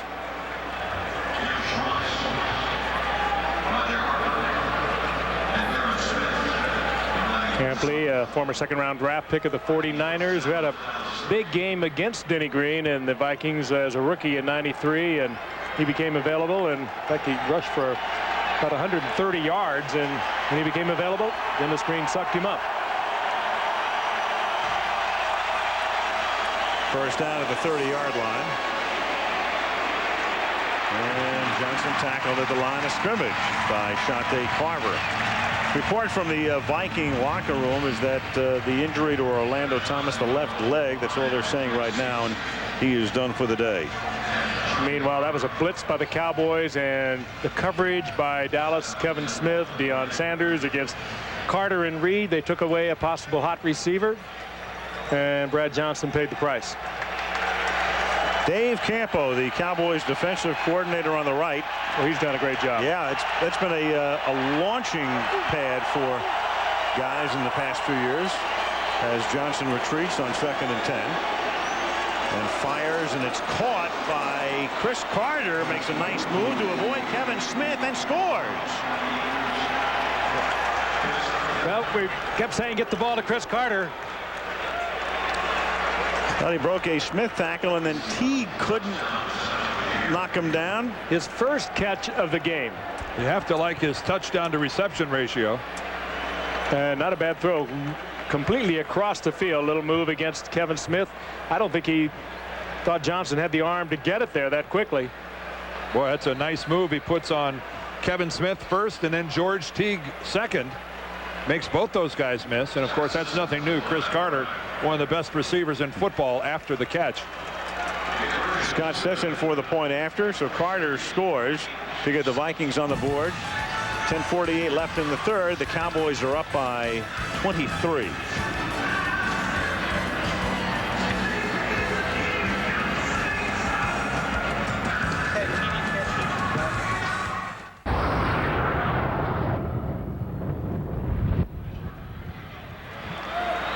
Gary Zahner, the Minnesota special teams coach. Looking on, his special teams this year have had a lot of problems. The Vikings near the bottom of the league in almost all of the special teams categories as Berger kicks off. And Herschel Walker downs that one in the end zone. Dallas will start from the 20-yard line.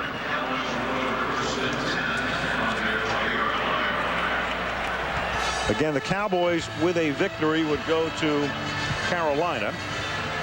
Minnesota would be eliminated, and then the winner of the game tomorrow between Philadelphia and San Francisco goes to Green Bay. And as you can see, Aikman staying in this football game. Yeah, and I'm even more surprised that Mark Tuinei staying at left tackle because he was questionable. They didn't know how long he was going to play. He's worked out 1 day in 2 weeks, and he's going to be an important man through the playoffs. I agree with you, Frank. He'd be the first guy I'd remove. Smith for 5 up to the 25. Tackled by Darryl Talley. And here is today's prudential fact. Bill Bates and Mark Tuinei each joined the Cowboys as undrafted free agents in 1983. So they have spent 14 years as teammates. And that's the longest current tenure among teammates in the National Football League. Tuinei and Bates, 14 years together. But really the significant part of that is undrafted free agents. A lot of productivity. Emmitt Smith, a drafted non-free agent, picks up for a #1 pick out of Florida in '90. I would say that the Cowboys got more than their money's worth, which a lot of times for an undrafted free agent involves nothing more than an airplane ticket to get them to training camp and minimum wage. I would say that the invitation sent to Messrs. Tuinei and Bates worked out pretty doggone well. Not bad. Each has been to a Pro Bowl. Meanwhile, Emmitt Smith on that last carry, 100 yards for the day now on 13 carries. 3rd and 1 from the 29. Michael Irvin makes the catch up to the 35. He goes. Single coverage again, Corey Fuller, but I don't care who it is. You're not going to take that away from Irvin with single coverage. Just a little slant. He got tattooed pretty well, though, Frank. That one, I don't think Michael enjoyed the end of that one. Those were two pretty good, solid hits he took. Irvin actually unloaded on his own man, too. Irvin with 103 yards now receiving today to go with Emmitt's 100 on the ground. Big day for the triplets. Aikman, pump fake, going deep, incomplete. Irvin got hung up with Washington. That time, I think, for the first some little smattering of boos coming from the crowd, and that it was a confusion between Aikman, no question, and Irvin on that one. A blitz was picked up at the line of scrimmage. The Dallas Cowboys picking up the blitz really well. Michael's got a long way to get back to the Dallas huddle. Little out move, he takes it up, and Troy had put the ball way into the inside. Whether he was looking for it down and in, I don't know, but neither one of them looked happy about it. 2nd and 10. 8:42 left in the 3rd. Cowboys leading 30-7. Smith on a slant up to the 38-yard line. Texas Stadium, 25th season. The Cowboys have occupied this facility, hosting its 20th postseason game. Emmitt Smith today 100 yards, so that's 7 times now he has gone into triple figures in a postseason game, and that's an NFL record. 7.3 per carry, and one of the few Cowboys not going to the Pro Bowl is Emmitt Smith. Well, he only made 1,200 yards in the season. 3rd and 7. Smith to the 46-yard line on a first down, tackled by Harlan Barnett. You're going to go, aren't you, Al? I think so. You'll be there. Plan to be there. Dan will even be there. Yep. We're all going. It's just we didn't have to be voted. It could have been voted out. Well, that's true, and it's not too late for that either. Run, Emmitt, run, and that's what he's doing. Well, it can't. If you're a Cowboy backer, what you're witnessing here today just has to be welcome tonic.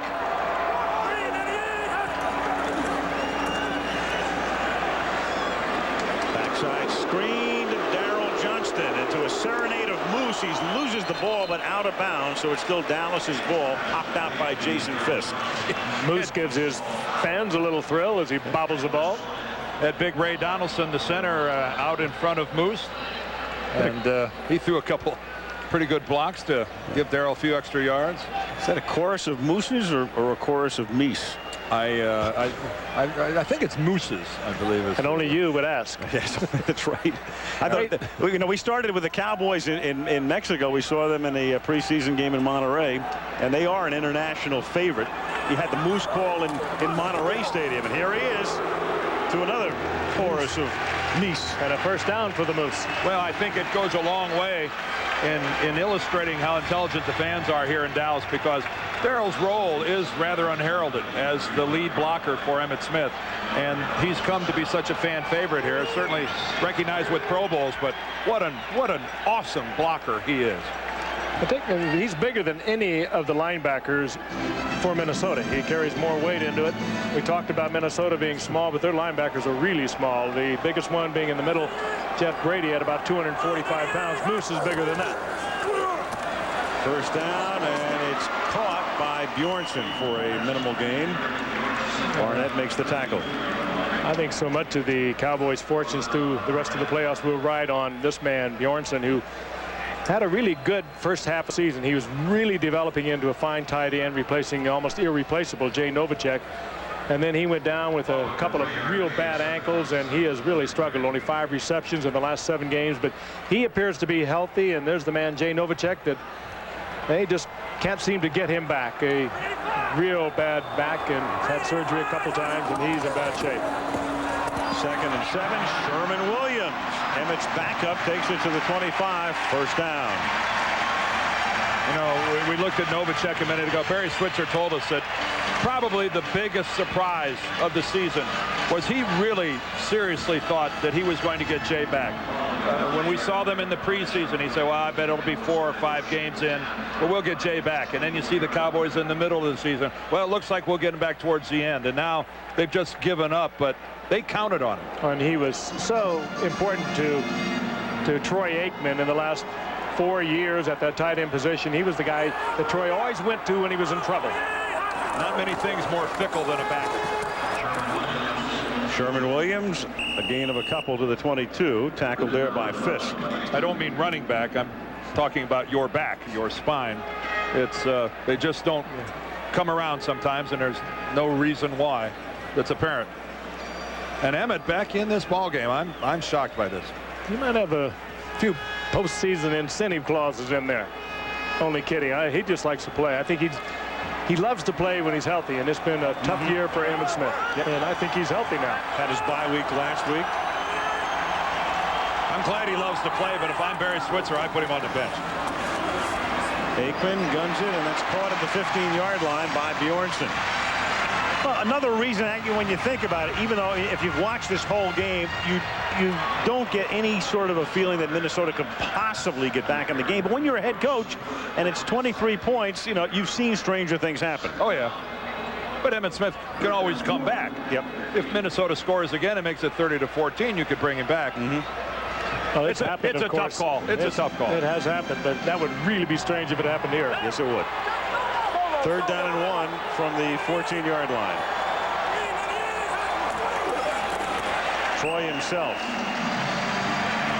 has the first down.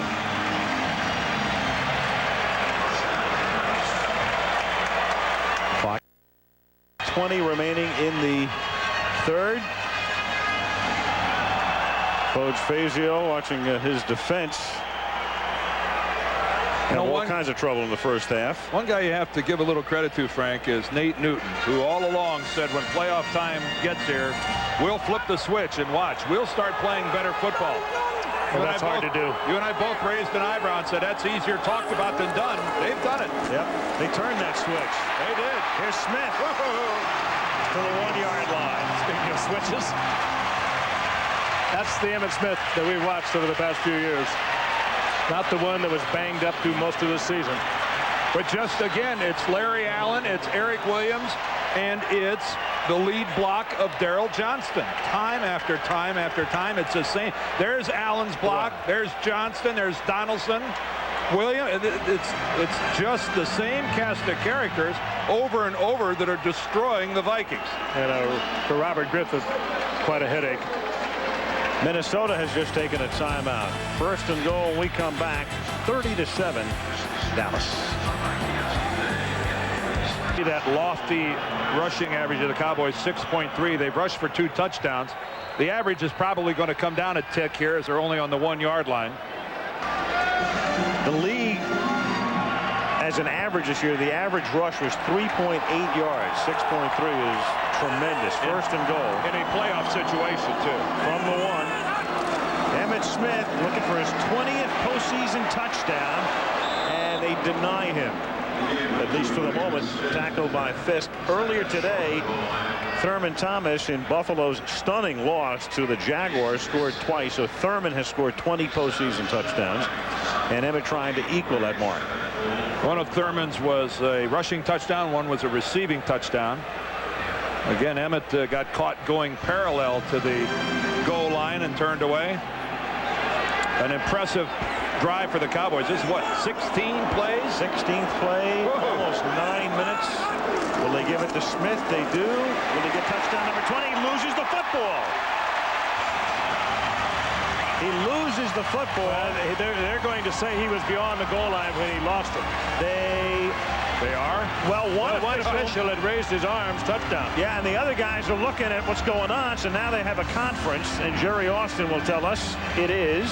Ball goes to play in the possession of the runner. That's a touchdown. Touchdown, not an artistic touchdown, but he ties the record. No one will ever question it.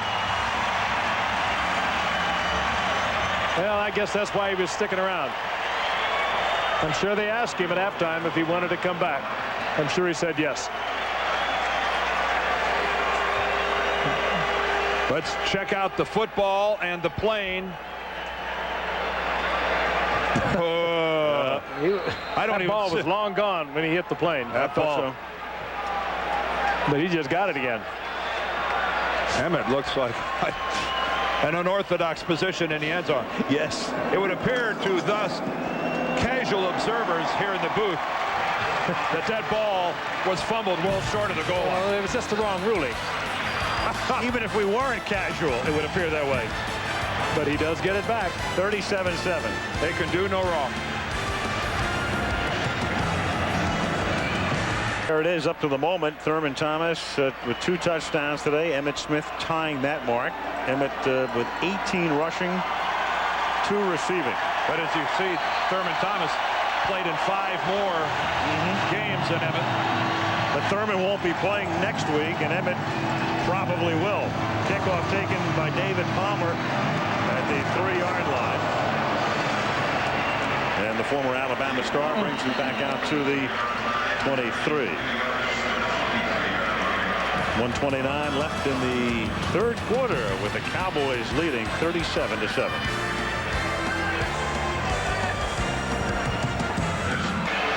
Big day coming up on ABC. New Year's Day, Wednesday, the Tournament of Roses Parade kicks it off at 11 Eastern time. Then we take it to the Comp USA Citrus Bowl from Orlando, Tennessee against Northwestern. And then the granddaddy of them all, as Keith Jackson would say, Arizona State and Ohio State in the Rose Bowl from Pasadena. From the 23-yard line, 1st and 10. Minnesota, and that is almost intercepted. Almost a gift pick for Shante Carver. Defensive ends are getting all around the football today. We saw Clyde Simmons in the first game for Jacksonville take a Jim Kelly shovel pass into the end zone for a touchdown. Here's Shante Carver getting his hands on a football. And the continuing education of Brad Johnson. Notice how I was deftly trying to steer it into another direction. Absolutely. 2nd and 10.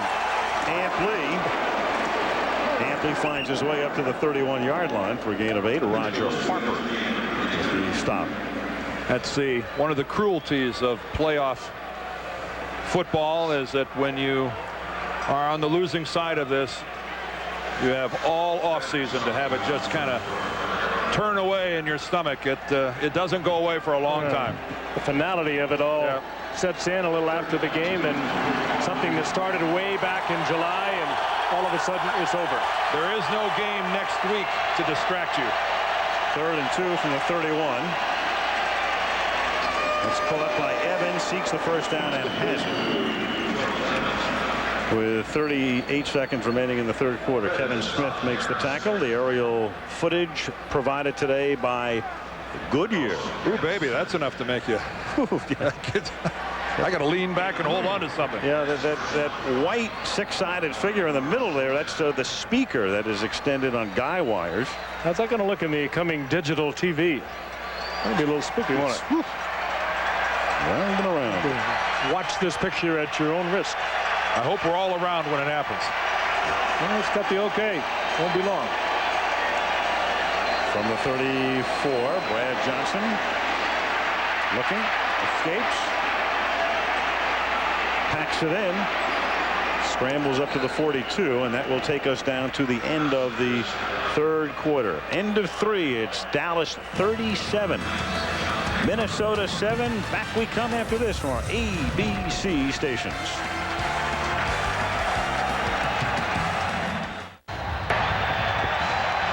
We start the 4th quarter. Al Michaels with Frank Gifford, Dan Deerdorf, and Lynn Swan. The Dallas Cowboys up by 30.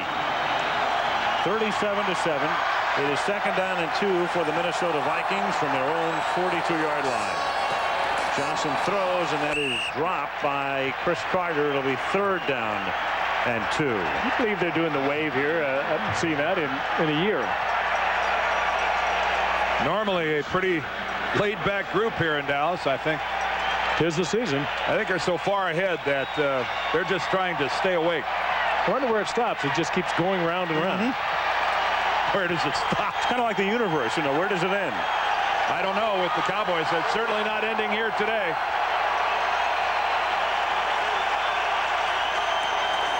Third and 2. And another near pick. That time by Darren Smith. Brad Johnson's having a tough time finding somebody in a Dallas uniform that'll catch his pass. And that is a problem.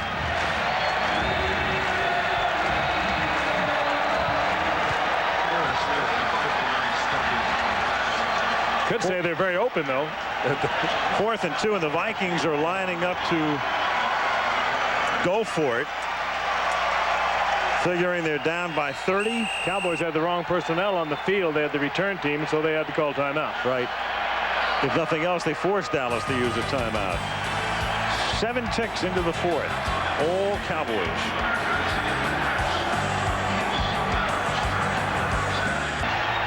Texas Stadium in Irving. Fans of all ages having a great time today. Their Cowboys are on top by 30. Aikman wears the headset. Minnesota goes for it on 4th and 2 at their own 42-yard line. Johnson rolling and gets sacked by Broderick Thomas.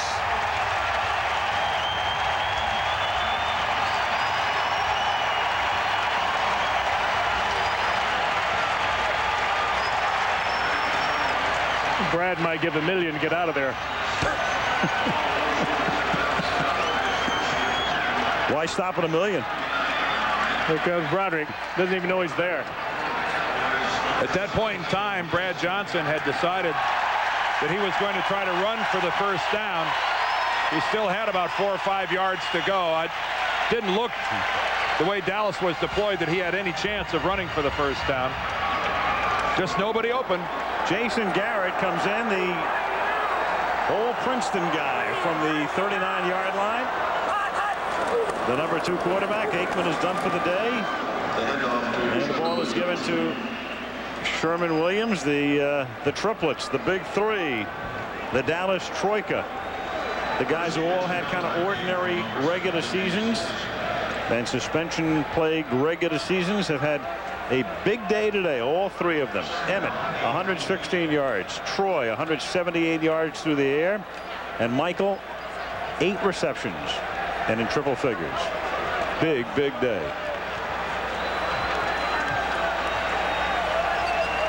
2nd and 8.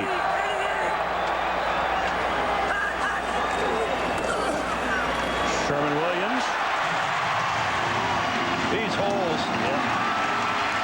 Doesn't matter if it's the first team or the second team in there. That was Nate Newton, but they've got Kennard and Hegeman in there and the second unit. You hate to be into a situation of you're almost belittling the Vikings to talk about them, but just look at the size of this hole. Just watch this. Well, the offensive line is not second. They maintain on that right side, at least Eric Williams and Larry Allen. Hegeman has come in. That's Nate Newton, who comes around and hooks John Randall back to the inside. This is a truly impressive performance by this bunch. A lot of the second unit guys in there. Sherman-Williams. The funny thing, you look at a guy like Jason Garrett. You know, he looks young. He's a guy who's only been around for a couple of years out of Princeton. Garrett is actually older than Aikman by 8 months. I think he's young because I played with his father with the Giants. I think I recall him as being just a little kid. Well, Troy Aikman is only 2 years older than Brad Johnson. Yeah. Brad Johnson's 28. Jason Garrett's father, Jim Garrett, played for the Giants along with Walt Jaworski, another Cowboy scout. Sherman-Williams on 2nd and 9. Takes some more time off the clock. Taking it to the 23-yard line. 12.5 to go in the 4th. There's Mark Tuinei, who really battled a bad right knee and played very productively today. A real question as to whether he was going to be able to play at all. He's made the Pro Bowl as a member of this team. He's not going this year, though, but as a resident of the state of Hawaii, he'll certainly be there. And again, be out here too. More than a 2-to-1 advantage for the Cowboys in yardage. 3rd down 5 from the 23-yard line. Garrett throws, and it's caught by Martin. He takes it to the 11-yard line. Kmart, they call him. Kelvin Martin, tackled by Chris Johnston.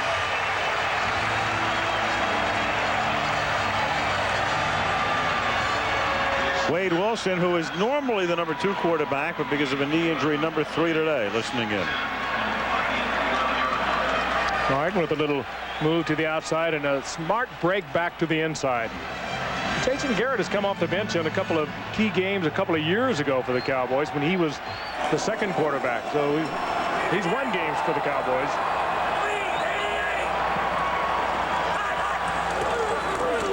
Williams, nowhere. Fisk with the tackle. Cowboys have not been in a wild card game since '91. The 3 times they've won the Super Bowl, they've had to win 2 games on the road to the Super Bowl. This time they'll have to win 3. Again, next week they would go to Carolina to face the Panthers. If they win that game and Green Bay advances, then they'd have to go to Green Bay for the title. But if the 49ers somehow survive, then a 49er Dallas championship game in the NFC would be played here, despite the fact the Niners had the better regular season record. That's because the Niners were a wild card and Dallas won its division. Sherman-Williams with the swing pass. And out of the 48 teams have competed in the Super Bowl, how many have come out of the wild card ranks? Only one team, and that was the Buffalo Bills following the '92 season, and all it took was for them to erase a 32-point deficit against Houston to begin their advance. And that advance ended when they were blown out by Dallas in the Super Bowl. Well, the Cowboys are separate and apart from all of those stats, though, because this was a team that had so much trouble at the beginning of the year, and it's a healthy football team now, and a good one. When you look at this playoff picture, with both Dallas and San Francisco having to play on the opening weekend, I don't know how it could be any more interesting in the NFC. I just don't know how it could be any more interesting, and that is, it's hard to imagine you could have a bigger time of possession than that. But I think the stories of Green Bay being at home at Lambeau, Dallas and San Francisco being at home to start, but then having to go on the road. Right.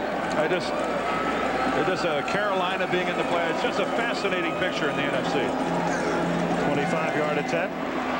And Philadelphia rounds out the field as Ricky Waters goes back to SF tomorrow. 9:29 left in the fourth.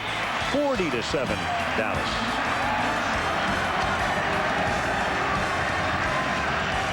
And 9 Central right here on ABC. Dallas 40-7. Bonio kicking off. Fielded at the 3 by Ismail. And the Rockets' younger brother gets banged out of bounds up near the 30-yard line. I guess when you're down 43, you break out the old fake reverse. And we can tell you that this wild card game is being brought to you by the new Dodge. It's about change. Nike. Brewery Fresh Budweiser reminds you fresh beer tastes better. And Dean Witter, there are many ways to measure success. Dean Witter measures success one investor at a time. Dallas was offsides on the kickoff. And we may do this again. May do those billboards again. Right.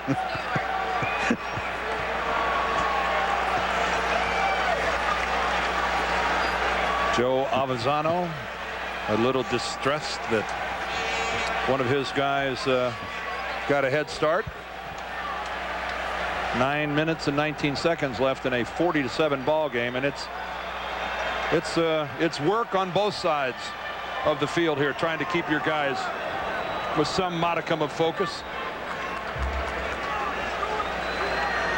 Life is good if you're rooting for the Cowpokes, so.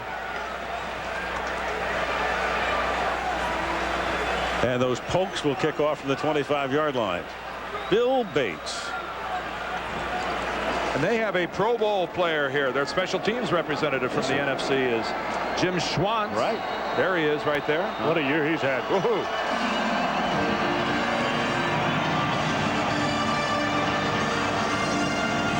At the 15-yard line, David Palmer brings it back to the 34. Well, the Vikings, Roger Hedrick, they have a very unusual ownership situation. Roger's the president, chief executive officer, serves as, in effect, the chairman of a board. They have 10 primary investors. Nobody owns more than 10% of the team, but he is really the guy in charge. This team has now lost 5 postseason games in a row, and this one will be 6. And it's been a tumultuous year, not only in Dallas, but as we said at the very top, in the Twin Cities as well.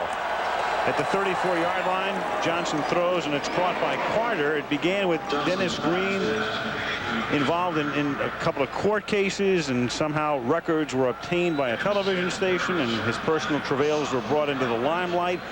And then they forgot about that, and Roger said, he's my man, and the team went through a midseason slump. And then the benching of Moon, the ascension of Johnson, the injury to Smith, the ascension of Horde, and then the Lou Holtz thing, which really got Green crazy in the middle of the season. 2nd down and 1 from the 43-yard line.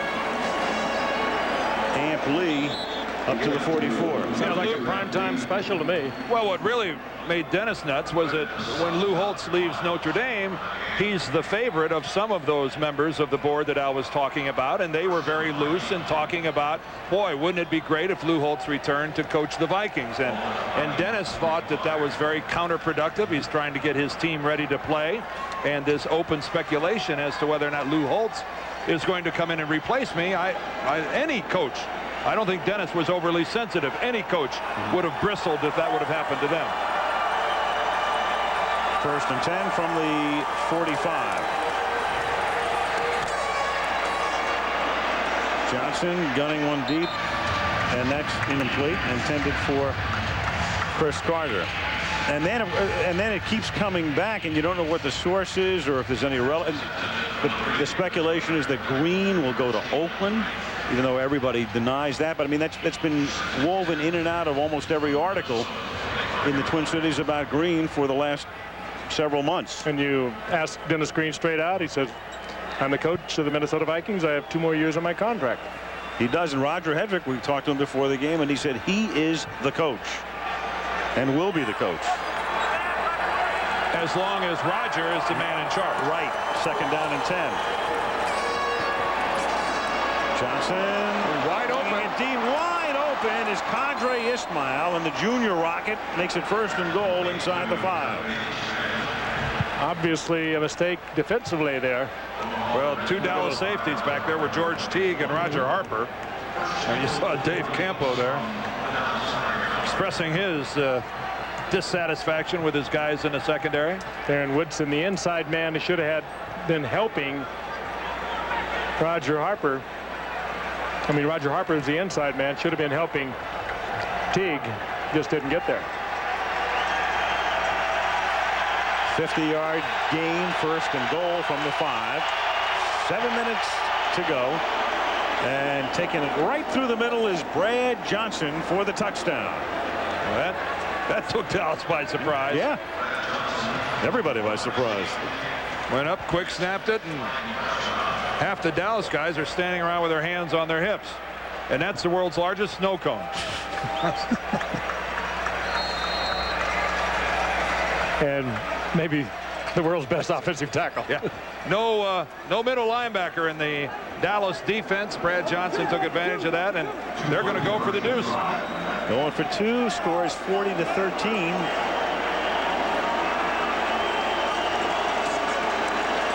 Johnson throwing. Carter makes the catch. Got position on Sanders, and the conversion is good. I don't think Deion even saw that ball coming. That is back to Brad. We have a flag down. Back judge. Doesn't give you the impression it's going to ruin Deion's day, does it? Pass interference. Number 21 of the defense. That penalty is declined. Extra point is good. Not only did he not see it, he was very busy. Well, now Deion's on his way back. He didn't know he was flagged for interference. Top of your screen. Deion this way. 40-15.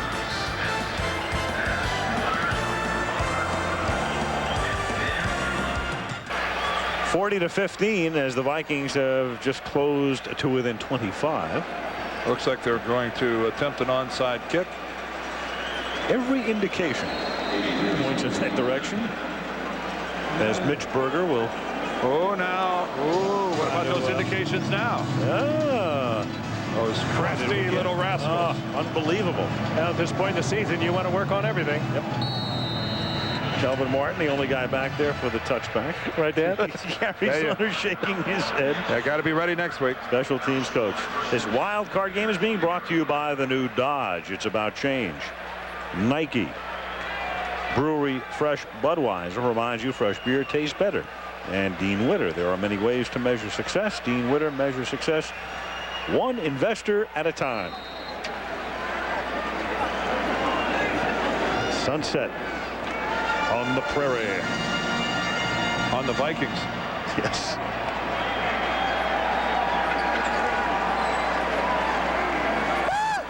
First down, Dallas from the 20. Sherman Williams picks up 4 through the middle. Ray Donaldson, 17 years. And correct me if I'm wrong, is this not the first time that he's going to be on the winning side in a playoff game? It is. And in fact, in 16 years, he had only played in one playoff game, and that was a loss by Indianapolis in 1987. You want to know how old this guy is? Don't ask. He used to play for the Baltimore Colts. 2nd and 6. Sherman Williams. And rambles out to the 45-yard line. Billy Davis blocked. Billy Davis just made a crackback on Chris Johnson and knocked him into the next zip code. Whoa. Perfectly legal above the waist. Look to the left side of your screen, upper left-hand side. Watch this right there. There goes the helmet. Johnson never saw Davis coming. That springs Williams, and whoa, what a pop.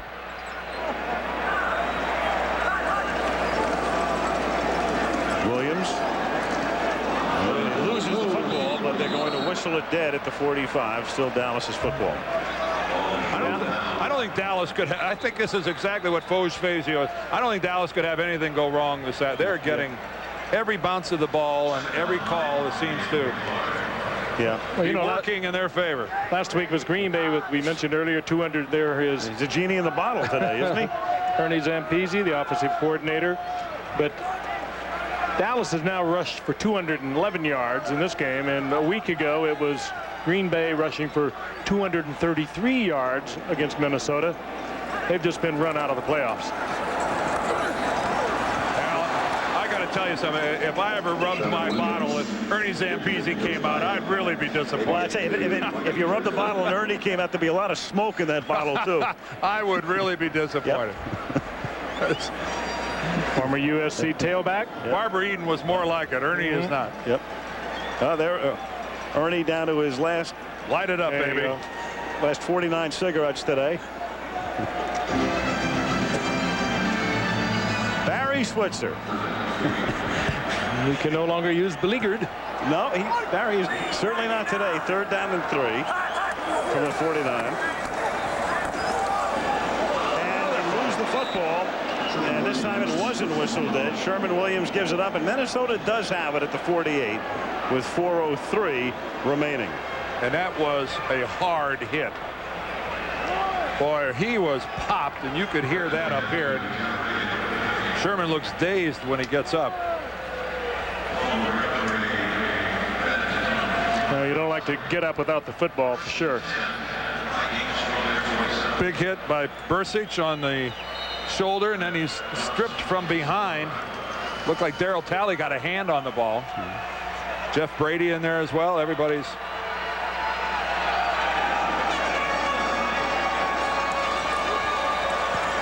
fake toss by Johnson. Has the open man at the 34-yard line, and that's Condre Ismail for a 1st down.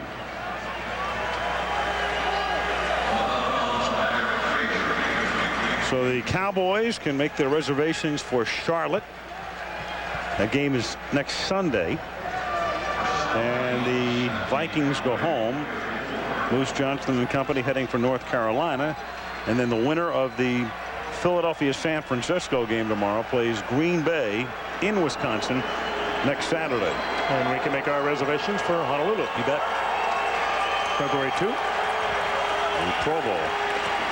Johnson throws. Catch made by Carter. He loses the football. Darren Smith picks it up and takes it to the 50-yard line. Stripped by Jim Schwantz. He's the guy who stripped it. The special teams Pro Bowler and backup linebacker. Schwantz creates it, and Darren Smith with the recovery. Schwantz is going to the Pro Bowl as a special teams player, and he has had an outstanding year, but he's a fine linebacker. A lot of speed. I don't think he intended to pop it out of there, but he certainly was successful. Carter just didn't have it very tightly. Pulled against his body, and Schwantz nudged it, and out it came. Nudged it. Schwantz, a former Chicago Bear that Berry traded for in 1994. 6 turnovers for Minnesota. Just staggering. From the 50. And they've got Walker playing out of the fullback slot on that set for a gain of 5. Now we watch the Cowboys go after a piece of history to see if they can add to this Super Bowl run, if they can win 4 out of 5. Never been done before. The Steelers won 4 Super Bowls in a span of 6 years back in the late 70s.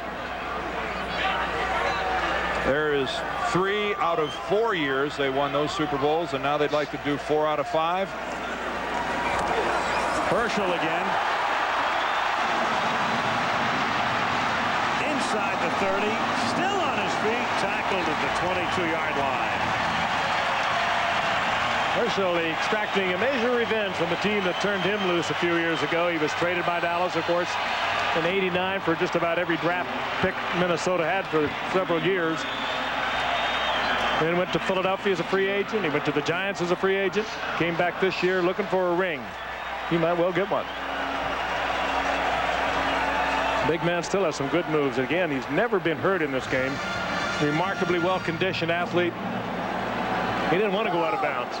In a way, it would be such sweet justice for Herschel to get a ring, because his trade to Minnesota, as we said before, helped create the Dallas dynasty. That trade in which several players and draft picks, among the draft picks, Emmitt Smith winds up in a Dallas uniform, and then Herschel comes back and maybe reaps a reward. As we take it down to the 2-minute warning. 2 minutes to go. The Cowboys on top 40-15.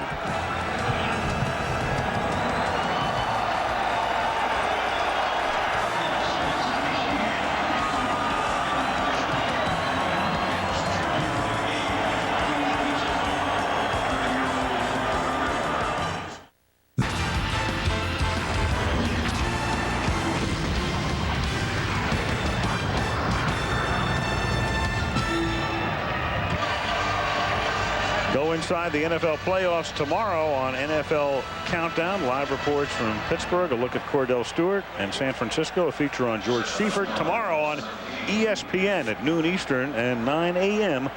Pacific. 2nd and 5 for the Cowboys at the 17. Jason Garrett hands the ball off to Sherman Williams, who is tackled by Brady. Well, the only other group in this stadium as sharp as the Cowboys, our production crew, headed up by our producer Kenny Wolf, our director Craig Janoff, and our multi-talented crew up and down the line. Thanks for everything. This was super. A great gang as we wrap up our 27th season of coverage. And what a pleasure. What a pleasure. The best. Hard to believe we've been, what now, together? 10, just finished 10. Yeah. 10 years. Herschel Walker to the 14. Dallas a big day rushing. Barry Switzer ending his 3rd year here. And you saw our halftime talk with Jerry Jones. He said he is back next year. Still, I'm sure you'll see a spate of stories about this and that, and that they've lost control. And of all the things, I mean, you can write and say a lot of things about Barry Switzer, but when I read that he's dumb, I mean, it's about the stupidest thing you could ever read. Yeah, something something like a fox. That's not even pristine garbage. Yeah, that's right. That is regurgitated garbage. Next time you hear anybody say or write that he's dumb, just consider the source. There goes that cottage industry again. You bet. This one is now. Well, it is history. It will be very shortly. And a long ride back to Minneapolis. Actually, the Vikings will have to run a play here because the Cowboys give it up on downs. Dennis Green ends his 5th year. He takes them to the playoffs 4 times, but each time with a different quarterback, he goes home with an L. Well, if Dennis Green, for some reason, doesn't go back to Minnesota, wherever Dennis Green goes, they'll win. I think the man can flat out coach. He's proven it no matter where he's been, and very inspirational coach too. He can fire a football team up, and that is so necessary in this era we're playing in now, free agency. Johnson throws. That's caught by Ismail. Vikings, meanwhile, losing 4 playoff games under Green and 2 prior to that. So this will be 6 consecutive postseason losses for the franchise, and that ties a dubious NFL mark. Big star today. Well, I guess you go back to the first half. George Teague stripping amply of what would have been a tying touchdown for Minnesota. There he is. Picks off a pass, runs it back in for a score. Huge half for Teague. And Dallas had it salted by halftime. And that's incomplete.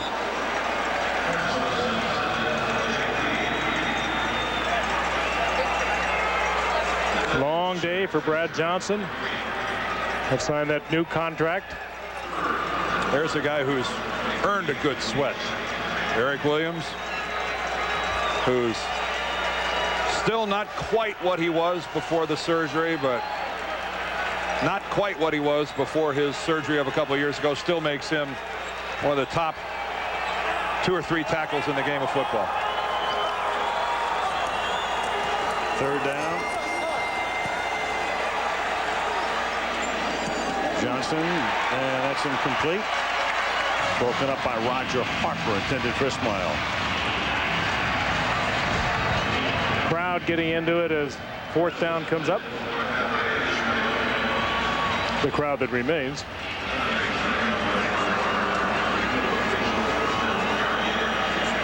Nate was right. He said we'll kick it in and we'll turn it on when playoff time gets here. Easier said than done, but they've done it.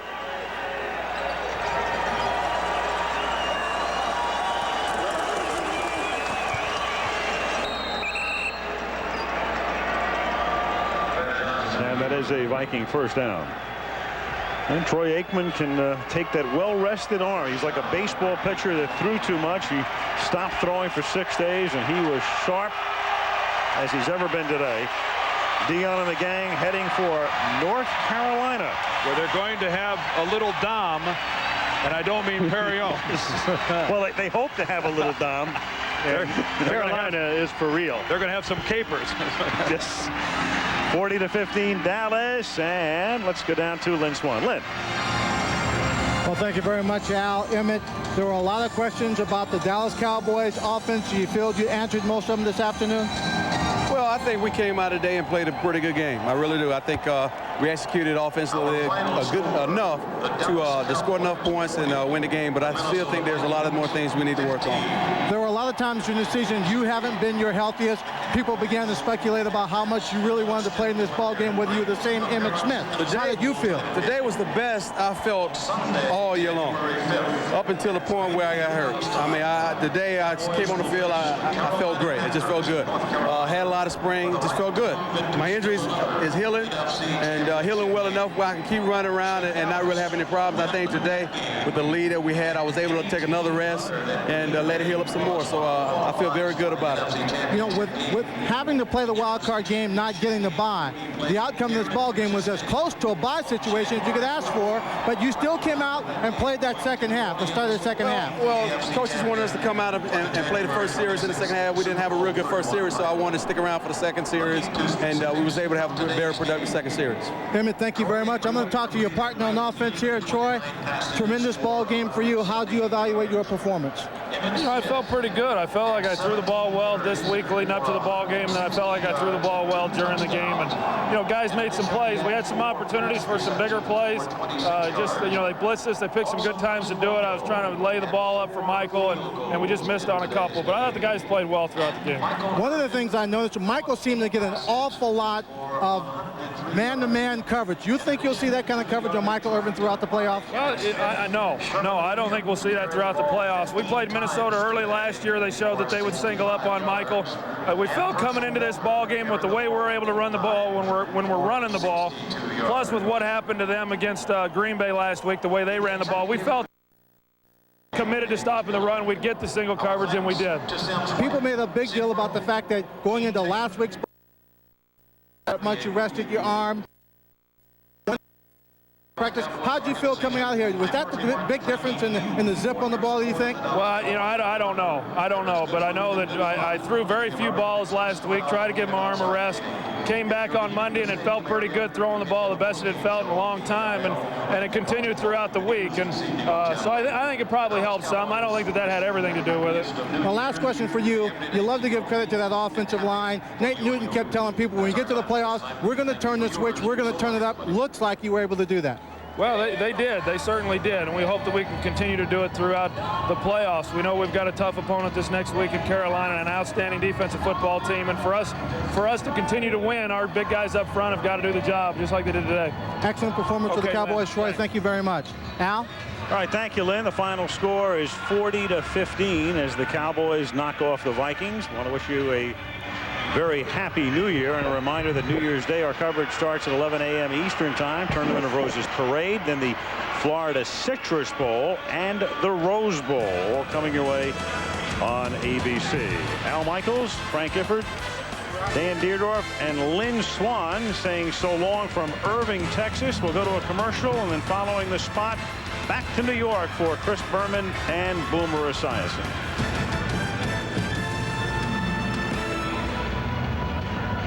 New York, Chris Berman along with Boomer Esiason, a pair of boomers with you all day long, and Wow, the Cowboys lowered the boom on the Vikings 45th. I have to ask you, how about them Cowboys? How about those Cowboys? I don't really know, to tell you the truth. They realized in listening to Troy Aikman and Emmitt Smith after the game that the 4 turnovers in the first half that proved costly to Minnesota really helped the case of the Dallas Cowboys. But you have to realize that when you watch them on film or watch them today playing, they look much sharper. Troy was throwing the ball with great efficiency, and certainly Michael Irvin and Emmitt Smith made it big plays. Well, we now know the Dallas Cowboys will play next Sunday, so they'll have a couple of days off now playing a Saturday game.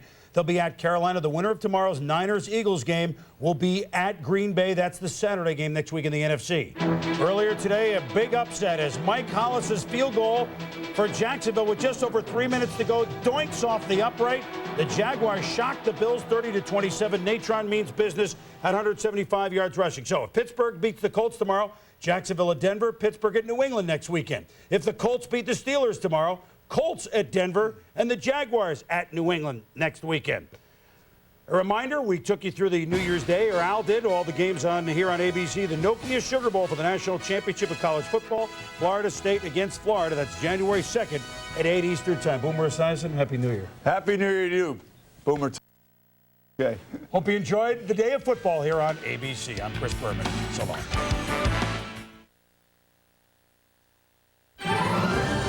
This has been a presentation of ABC Sports, recognized around the world as the leader in sports television. This week, your child will watch over 20 hours of television. That's why at ABC, we're adopting TV Parental Guidelines, a simple and effective rating system to help you choose appropriate shows for your family. Because of all the important things you have to be concerned about in this world, what your kids watch on TV shouldn't be one of them. Tonight, we'll wrap up your holiday with 2 brand new specials. First, it's today's hottest stars featuring Drew Carey, Caesar's Palace 30th anniversary celebration. Then it's the greatest names in American music as Nissan presents a celebration of America's music. It's a night of spectacular entertainment with 2 brand new specials tonight on ABC. GMA's got the goods. Good sports with football's Tim Green. Good advice from the house doctor. And stars you'll want to get up for. It's America's wake-up call. Number 11, Northwestern. Number 9, Tennessee. Getting ready to get it on in Orlando. New Year's Eve, Mark Giangreco and the ABC 7 sports team preview the Citrus Bowl. Hear from the players and coaches as the Wildcats prepare to do battle against the Volunteers. Then, New Year's Day at noon, the only place to see the Citrus Bowl is on ABC 7. The Purple and Black Attack New Year's Eve, the Citrus Bowl New Year's Day. 2 specials, 1 station, ABC 7. Dodge cars and trucks have followed a very straight path this year, straight up, with sales climbing to all-time highs on practically every Dodge we sell. And with the Dodge year-end event offering substantial cash back or low interest rates or other exceptional deals, there is simply no telling what heights the new Dodge will reach. The best Dodge sales year ever ends very soon. Don't miss it. New Year's Eve, Chicago style, Tuesday at 11:40. This is Jeopardy! Now entering the studio are today's contestants. An audiologist originally from Warwick, New York, Maria Canavan. A pathologist's assistant from Long Lake, Minnesota,